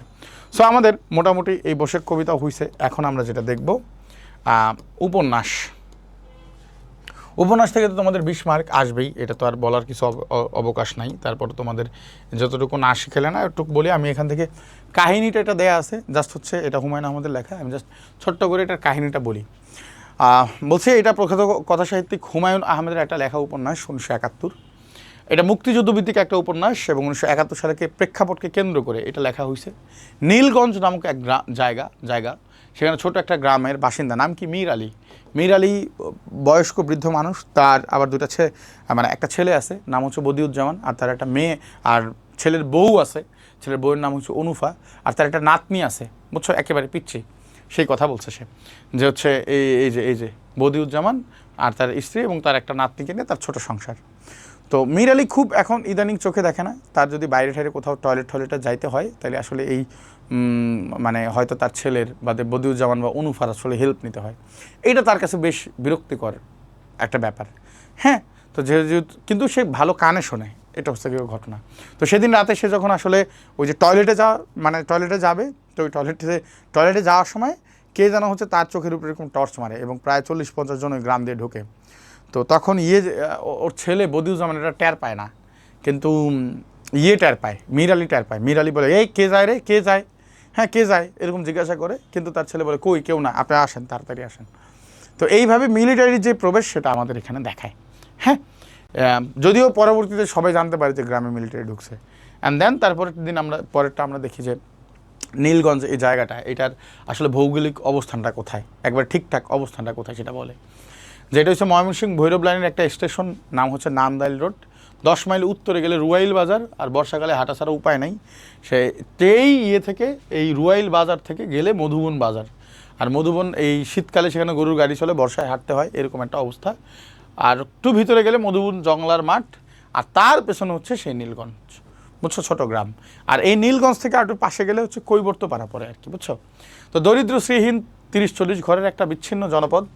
নীলগঞ্জের জলাভূমির দিকটায় একদল কৈবর্ত থাকে, গ্রামের সঙ্গে তাদের খুব একটা যোগ নাই, তারা খুব একটা যোগাযোগ করে না কৈবর্তরা, তবে কৈবর্তরা বেশ দুর্ধর্ষ। তো ওইখানে আমরা আরেকটা দেখি, যে আরেকটা চেহারার কথা বলে, যে চিত্রাবুড়ি। তো চিত্রাবুড়ির ঘটনা কি, যে চিত্রাবুড়ির ছেলেকে কৈবর্ত পাড়ার মনা খুন করে ফেলছে। তো তার ছেলের হত্যার বিচার সে চাইতে যায়, কিন্তু আসলে তার এই বিচার কেউ করে না, পুলিশও করে না, আবার এখানে বড় যারা মানুষজন আছে তারাও করে না আসলে, বুঝছো। বিচার সে আসলে পায় না, যে ওখানে যারা মাতবর ঠাতবর তারা আসলে এই ডাকাতদের বিচার করতে যায় না, কৈবর্তটা বেশিরভাগই ডাকাত। তো তখন আবার ঘর বাড়িতে থাকা নিরাপদ না, এই কারণে সে নীল সেনের বাড়ি, ওইখানে নীল সেন একজন হিন্দু মানুষ, সে আবার জমিদার, তার আসলে আগেরকার আমলে অনেক টাকা পয়সা ছিল, এখন আসলে খুব একটা টাকা পয়সা নাই। হ্যাঁ, সে ওই নীল সেনের বাড়ির যে কালী মন্দির সেখানে সে বসবাস করা শুরু করে। সেও হচ্ছে একটু মানে গভীর রাতে দেখে, সে যখন তার দেবীর কাছে মানে ওই কালী মন্দিরে দেবীর কাছে আসলে সে যখন বলে যে হ্যাঁ আমার পোলাটার হচ্ছে মেরে লাইছে, তুমি তার দেখো, হ্যাঁ তুমি তার অন্তরটার এরকম সিবায় খাইও, এরকম কথা বলে বিচার চায়। তখন গ্রামে মিলিটারি যে আগমনের বিষয়টা সেও দেখছে কিন্তু বুঝতে পারে না। হ্যাঁ, কিন্তু সে আসলে বোঝে নাই, বেশি ভাবছে চোর পড়ছে না ডাকাত আসছে। তো তাদের চলাচল দেখে সে আশ্চর্যান্বিত হয়। তো এরপরেই আমরা দেখি যে হচ্ছে ইমাম সাহেব, এই ইমাম সাহেবই সর্বপ্রথম সে টের পায় নামাজ পড়তে গিয়ে, ফজরের নামাজ পড়তে গিয়ে সকালবেলা, যে গ্রামে আসলে মিলিটারি ঢুকছে, বুঝছো, সে আসলে প্রথম টের পায়। আচ্ছা, যদিও মানে সে ভয় পায়, বিভিন্ন বিষয় চিন্তা করতে করতে মুসল্লিদের জন্য সে অপেক্ষা করতে থাকে, খোঁজ না পেয়ে আরও চিন্তিত হয়। পরে যখন কয়েকজন আসে তখন সে খুব তাড়াতাড়ি করে নামাজটা পড়ে ফেলে। এবং এই নামাজ মানে বাড়িতে যাওয়ার পথে, বাড়ি থেকে মানে যাওয়ার পথে সেই স্কুল ঘরে ওই জায়গাতে রফিক মানে মেজরের যে হচ্ছে পিএস, মেজর যে হচ্ছে তার সাথে যে থাকে সেই রফিক তারা ডাকে, তখন সে যায় এবং সেখানে তার কাছ থেকে বিভিন্ন তথ্য জানার জন্য ইমাম সাহেবের ইচ্ছারম দেয় হচ্ছে, মানে প্রথমে বন্দি করে তারপর হচ্ছে তারা মারে, যে হচ্ছে এই গ্রামে মুক্তিবাহিনী আছে কিনা, থাকলে কতজন আছে, তাদের খাবার কোত্থেকে যায়, এগুলো জিজ্ঞেস করে তার মারধর করে। আর এরপরে আমরা দেখি আজিজ মাস্টার হচ্ছে গ্রামের মোটামুটি উচ্চশিক্ষিত মানুষ, কবিতা টবিতা লেখে, সে আবার একজনের পছন্দ করে, আর তার চেয়ে বয়স অনেক ছোটো, সে তার উদ্দেশ্যে কবিতা টবিতা লেখে। তো মূলত মিলিটারিরা আসলে যেখানে আসছে যে স্কুলে, সেই স্কুলের হেডমাস্টার এই আজিজ, বুঝছো। তো আজিজ আসলে চেষ্টা করে যে এর মন জোগানোর জন্য, ওটা কী বলে, মিলিটারিদের মন জোগানোর জন্য সে পাকিস্তান জিন্দাবাদ এটা ঘোষণা দিয়ে আসলে যায়, কিন্তু আসলে কোনো কাজ হয় না। এই আজিজ মাস্টারেও হচ্ছে তারা হচ্ছে মারধর করে, মেরেই ফেলে শেষে। তো আমরা দেখবো যে গ্রামের প্রাইমারি স্কুলের প্রধান শিক্ষক আজিজ মাস্টার, সেরকম একজন মানুষ, হাঁপানির রোগী, আসবে পরীক্ষায়। মিলিটারি মেজর এজাজের নির্দেশে তাকেও ডেকে নিয়ে যাওয়া হয় এবং স্কুলের দপ্তরীয় দারোয়ান, মানে তারা ডেকে নিয়ে যায় কে, স্কুলের দপ্তরি, আর দারোয়ান স্কুলের যিনি দপ্তর তিনি দারোয়ান, এই দারোয়ানের নাম হচ্ছে রাসমোহন। এই যে বলে স্যার মিলিটারি এসে, স্যার আপনারা ডাকে, এরকম। প্রথমে আজিজ মাস্টার মিলিটারি সংবাদ বিশ্বাস করে না, হ্যাঁ, পরে করলেও এক সময় ঠিকই এর সত্যতা আসলে সে জানতে পারে। মেজরের সামনে তাকে নেওয়া হলে গ্রামের বিভিন্ন বিষয় তাকে জানতে চায়, যে এখানে কয়জন আছে কি না, বঙ্গবন্ধু লোক আছে কি না, হ্যান এগুলো তার কাছে জানতে চায়। সে বলে যে আমি কিছু জানি না। মেজর তাকে জংলা মাঠের মুক্তিযোদ্ধাদের সম্পর্কে জিজ্ঞাসা করে, প্রশ্ন করে। পরে জংলা মাঠের অপারেশন পরিচালনার কথা বলে, মানে চালানোর কথা মুক্তিযোদ্ধাদের জানিয়ে দেবেন বলে আজিজ মাস্টারকে ইমাম সাহেবের সঙ্গে টিচার্স রুমে আটকে রাখেন। অর্থাৎ সে বলে যে হচ্ছে এই যে মেজর এজাজ বলে যে হচ্ছে আমরা তো বিকেলবেলা এরকম মুক্তিযোদ্ধাদের ধরার জন্য অপারেশন চালাবো, তো এই অপারেশন চালাবো, এখন তুমি কি এগুলো সম্পর্কে জানো কিনা, সে আমার বন্ধু বক্তিয়াররাও ধরে নিয়ে গেছে। তো তখন সে বলে যে না স্যার আমি জানি না। এখন আসলেই মেজর মানে আমাদের আজিজ মাস্টার জানে না, ঝামেলা হয়েছে। তো তখন মেজর বলে যে হচ্ছে তোমার যদি আমি এখন ছাইরা দেই তাহলে তুমি তো গিয়ে মুক্তিযোদ্ধাকে এই কথা কই দিবা, তো এই কারণে তুমি যায় টিচার্স রুমে বসে থাকো। তখন তারেও টিচার্স রুমে বসায়, কার কাছে বসায়, ওই যে ইমাম সাহেব তার সাথে বসায়, বুঝছো। সে ইমাম সাহেবের অবস্থা দেখে, মায়ের খাওয়া অবস্থা দেখে ডরে প্রসাব করে দেয় ওই জায়গাতেই, যদিও এরপরে তারা আরও পিটানি হয়, হ্যাঁ এরকম দেখবো। অথচ আজিজ মাস্টার পাকিস্তানি মিলিটারি দৃঢ় আকর্ষণের জন্য ছোট দলের নেতৃত্ব দিয়ে সেনাদের সামনে পাকিস্তান জিন্দাবাদ, কায়েদে আজম জিন্দাবাদ ইত্যাদি স্লোগান দেয়। তার এই প্রচেষ্টা ব্যর্থ হয়, কাজ হয় না, বুঝছো। এই হচ্ছে কি, আমরা জানি যে আজিজ মাস্টারে সে জিজ্ঞাসাবাদের এক পর্যায়ে কিন্তু সে কী করে, তারা মেরে ফেলে, হ্যাঁ এক পর্যায়ে আমরা দেখব। আচ্ছা, তারপরে দেখো গ্রামবাসীর ভীতি ও মেজরের বিকৃত মানসিকতা। এই উপন্যাসের গ্রামগুলো খুবই ভীতু। মেজর মনে করেন যে কুত্তারও একটা মান সম্মান বোধ আছে, আত্মসম্মান বোধ আছে, কিন্তু এদের তাও নাই। গ্রামে মিলিটারির প্রবেশের পরই মানুষগুলো ভীত সন্ত্রস্ত হয়ে পড়ে। মতি মিয়া, জয়নাল মিয়া, রাসমোহন, বদিউজ্জামান, এরকম বেশ কয়েকটা ক্যারেক্টার, হ্যাঁ। আচ্ছা, জয়নাল মিয়া বেশ বড় লোক মানুষ, এই তার মেয়ে কি আসলে মেজর তো না, এই পছন্দ করে, তোমাদের আজিজ মাস্টার পছন্দ করে। বদিউজ্জামান প্রত্যেকেই ভয়ে জড়সড় হয়ে প্রাণ বাঁচানোর চেষ্টা করছে। বদিউজ্জামান মধুপুর যাওয়ার পথে মাঝপথে থেকে আবারও ফিরে আসছে এবং জংলা মাঠে লুকে আসছিল সে দীর্ঘ সময় ধরে। গত একটার মধ্যে পইরা আশেপাশে জংলা মাঠের মধ্যে জন শুনছে মিলিটারি আছে, ফানির মধ্যে এরকম বই দিছিল। সেখানে সে গিরগিটি শেয়ালের মুখোমুখি হয়েছে, পচা দুর্গন্ধময় পানিতে বসে সে লুকিয়ে থাকার চেষ্টা করছে। তবে সে জঙ্গলের প্রতিকূল পরিবেশের সঙ্গে লড়াই করে শেষ পর্যন্ত সে সাহসী হয়ে উঠছে, কিন্তু সে মিলিটারির বিপক্ষে যায় নাই। কিন্তু তার এই সাহস মিলিটারির বিপক্ষে কাজে লাগাইতে পারে নাই। সেনাবাহিনীর নৃশংস আচরণ লক্ষ্য করা যায় উপন্যাসের বিভিন্ন ঘটনায়। কৈবর্তর মনাকে, ওই যে ডাকাইত, হ্যাঁ, যে মনা যে হচ্ছে চিত্রাবরীর ছেলেকে মারছে, তো চিত্রাবরী গিয়ে হচ্ছে মিলিটারির কাছে বিচার দিছে। তো তখন হচ্ছে এই কৈবর্ত, খেয়াল করো, তখন এই মনাকে আগের একটা খুনের ঘটনায়, ওই যে ওইটাকে বুদির ছেলেকে খুনের ঘটনায় দোষী সাব্যস্ত করে তার 11 বছরের ভাইকেও প্রকাশ্যে গুলি করে হত্যা করে মিলিটারিরা। অর্থাৎ মনা এবং তার ভাইয়ের তো কোনো দোষ নাই, তারপর হচ্ছে ভয় দেখানোর জন্য মেজর এজাজ এই মনাকে, তার ভাইকে প্রকাশ্যে গুলি করে হত্যা করা হয়। এবং পাকিস্তানি মেজর এজাজ এই নিষ্ঠুরতার নমুনা দেখানোর জন্য এটা করছে। এবং মেজর বলেন, মানুষকে ভয় পায় দেওয়ার মধ্যে একটা আলাদা আনন্দ আছে। এই বিকৃত মস্তিষ্কের লোকটি এভাবেই নৃশংসতাকে বৈধতা দিতে চান। শুধু তাই না, সে কিন্তু আজিজ মাস্টারকেও মারছে, আমি তোমারে বলছি 3 জন মানুষকে তারা হচ্ছে মারছে। এবং পরবর্তীতে দেখবো যে কৈবর্ত পারে সে আগুন দিয়ে দেয়। যাই হোক, আমরা দেখি প্রতিবাদ ও রফিকের দেশপ্রেম। উপন্যাসিক কিছু কিছু ক্ষেত্রে অন্যায়ের বিরুদ্ধে প্রতিবাদও লক্ষ্য করা যায়। যেমন মনাকে গুলি মারার কথা বললে তখন সে ভয় পায় না, এবং ভাইকেও সে অভয় দেয়, বলে এই আমাকে শক্ত করে ধরো, মানে সে তার ছোট ভাইকে বলে যে এই তুই ভয় পাইস না, আমাকে ধর। এবং আজিজ মাস্টারকে যখন উলঙ্গ করে গ্রামে ঘোরানোর নির্দেশ দেওয়া হয়, হ্যাঁ, তখন বলে মেজর সাহেব আমি মরার জন্য প্রস্তুত আছি। হ্যাঁ, মানে বলে যে হচ্ছে আপনি কি করতে চান, আপনার উলঙ্গ করে গ্রামে ঘুরামো নাকি মৃত্যু, কোনটা চান? তো প্রথমে সে হচ্ছে রাজি হয় যে ঠিক আছে বাইসে তো থাকুম, কিন্তু এরপরে কয় যে আমার মেরে ফেলেন, তখন তারা মেরে ফেলে। অসহায় সফদরুল্লাহ অবশেষে তার স্ত্রী ও শালিকার চরম অপমান ও নিপীড়নের প্রতিশোধ নিতে এক সুবেদার ও এক রাজাকারের খোঁজে মাঠে নামে। এই সফদরুল্লাহর ঘটনা হচ্ছে তার স্ত্রী ও পরিবারের সাথে এই পাকিস্তানি রাজাকার বাহিনী যেগুলো আছে, হ্যাঁ, এইগুলা হচ্ছে এক সুবেদার অশালীন আচরণ করে। হ্যাঁ, তো তখন এই রাগে ক্ষোভে ফেটে পড়ে সফদরুল্লাহ দাও নিয়ে খুঁজতে পারে রাজাকার হালার পুত্রের সুবেদারে, পাইলে কোপামু এরকম। উপন্যাসের রফিক আপাত দৃষ্টিতে মেজর এজাজের সহকারী হিসেবে কাজ করলেও মনে পড়ে না সে একজন বাঙালি, সে মূলত খবর দিত, বুঝছ, সে ভালো লোক এই রফিক। আচ্ছা, বাঙালিদের প্রতি তার গভীর অনুরাগ লক্ষ্য করা যায়। নিজাম যে পাগল, রফিক তা কীভাবে বুঝলো? আসলে নিজাম তো পাগল না, বুঝছো, নিজামের ব্যাপারে সে ইচ্ছা করে এমন তথ্য দিছে যেন মেজর ভরকায়। মেজরের এমন প্রশ্নে রফিক উত্তর, ও মিলিটারি আশায় অত্যন্ত খুশি হয়েছে। মিলিটারি আশায় যে লোক খুশি হয় সে পাগল নয় তো কি। এমন করে রফিক মেজর এজাজের সঙ্গে তর্কে জড়াইছে এবং মেজরকে কোনো কথায় সে ছাড় দেয়নি। সামর্থ্য অনুযায়ী প্রতিবাদ করছে, মুক্তিযোদ্ধাদেরও কৌশলে সে সাহায্য করছে, সেনাদের কবল থেকে তাদের রক্ষা করার চেষ্টা করছে, বারবার ভরকায় দেওয়ার চেষ্টা করছে। এবং আরও দেখো, আমরা বলছি যে মেজর রফিক বনাম মেজর এজাজ দুইটা জীবন দর্শন আলাদা, একটা পাকিস্তানি একটা বাঙালি যুবক। গল্পটা এক পাকিস্তানি মেজর ও বাংলাদেশি গ্রামের গল্প, কিন্তু এক সূক্ষ্ম পথে গল্পটি একজন পাকিস্তানি সৈনিক ও একজন বাঙালি যুবকের গল্প হয়ে উঠছে আস্তে আস্তে আস্তে আস্তে। এই যুবক রফিক শুরু থেকেই তাকে পাকিস্তানি মেজরকে সহায়তা করতে দেখি, কিন্তু তার জীবন দৃষ্টি পাকিস্তানি মেজরের সম্পূর্ণ উল্টো। বাঙালিদের আত্মসম্মান বোধ নিয়ে তিনি কি করছেন, মেজর রসিকতা করেন। মুক্তিযোদ্ধাদের খবর বের করার জন্য নৃশংসতার চরম পর্যায়ে সে যায়, তার কথা শুনতে রফিক বাধ্য, এই কথা সত্য। কিন্তু নির্দেশ মানার ও মতামত দেওয়ার ক্ষেত্রে দুজনের মধ্যে আগাগোড়া সূক্ষ্ম সীমারেখা লেখক টানছেন খুব চমৎকার করে। এটা লেখক কৃতিত্বের সঙ্গেই টানছেন। রফিক শেষ পর্যন্ত হয়ে ওঠে একজন সাহসী বাঙালি, এবং দেশপ্রেমের চেতনা ধারণ করার অপরাধে মেজর কি করে, মেজর এজাজ তাকেও গুলি করে মারার আদেশ দেন।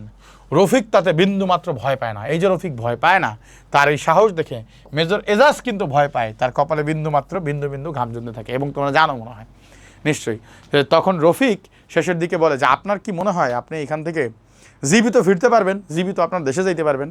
আমার মনে হয় না আপনি এখান থেকে জীবিত দেশে যাইতে পারবেন, এই কথা সে বলে, বুঝছো। তো এই উপন্যাসের কিন্তু একটা চমৎকার যে লেকচার শিট সেটা কিন্তু তোমাদের দিয়ে দেওয়া হয়েছে।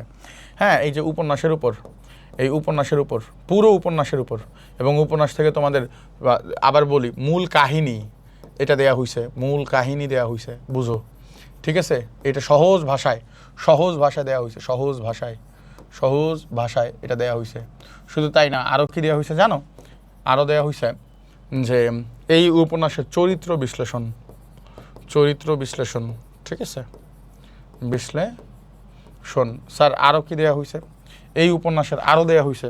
তুমি দেখবা যে হচ্ছে মডেল টেস্ট কোশ্চেন তোমাদের কীভাবে প্রশ্ন আসতে পারে এবং এইগুলোর প্রত্যেকটার উত্তর। শুধু তাই না, আরও হচ্ছে তোমাদের প্র্যাকটিস করার জন্য আরও কিছু কোশ্চেন দিছি। কই পাবো? একদম শুরুতেই উপন্যাসের যেই সাজেশন তোমাদের রেডি করছি সেখানেই তোমরা পাবা। উপন্যাস ফেসবুক গ্রুপেও পেয়ে যাবা, ফেসবুক গ্রুপেও গেলেই তোমরা হচ্ছে এটা পেয়ে যাবা, অথবা আমার নক করলে আমি তোমাদের দিয়ে দিব। কথা কি বুঝতে পারতেছো? তাহলে তোমরা আশা করি যে হচ্ছে এইখানে সবই মোটামুটি পেয়ে গেছো। পরীক্ষার জন্য তোমাদের একটা দারুণ প্রস্তুতি হচ্ছে। তো এছাড়াও তোমাদের যদি আসলে বাংলা ব্যাপারে কারো যদি কোনো সহায়তা লাগে যে ভাইয়া আমাদের হচ্ছে এটা একটু বুঝাই দেন বা এটা একটু প্রয়োজন, তাহলে নিঃসন্দেহে রবিউল ইসলাম সানিকে জানাও।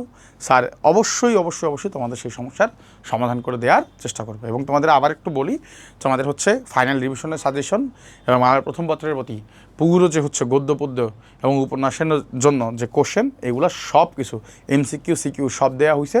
আশা করতেছি 21 তারিখে তোমাদের একটা চমৎকার চমৎকার চমৎকার পরীক্ষা হবে। সেই দোয়া এবং আকাঙ্ক্ষা রেখে আজকে এই পর্যন্তই। আমি রবিউল ইসলাম সানি। আল্লাহ হাফেজ। আসসালামু আলাইকুম রহমতুল্লাহ।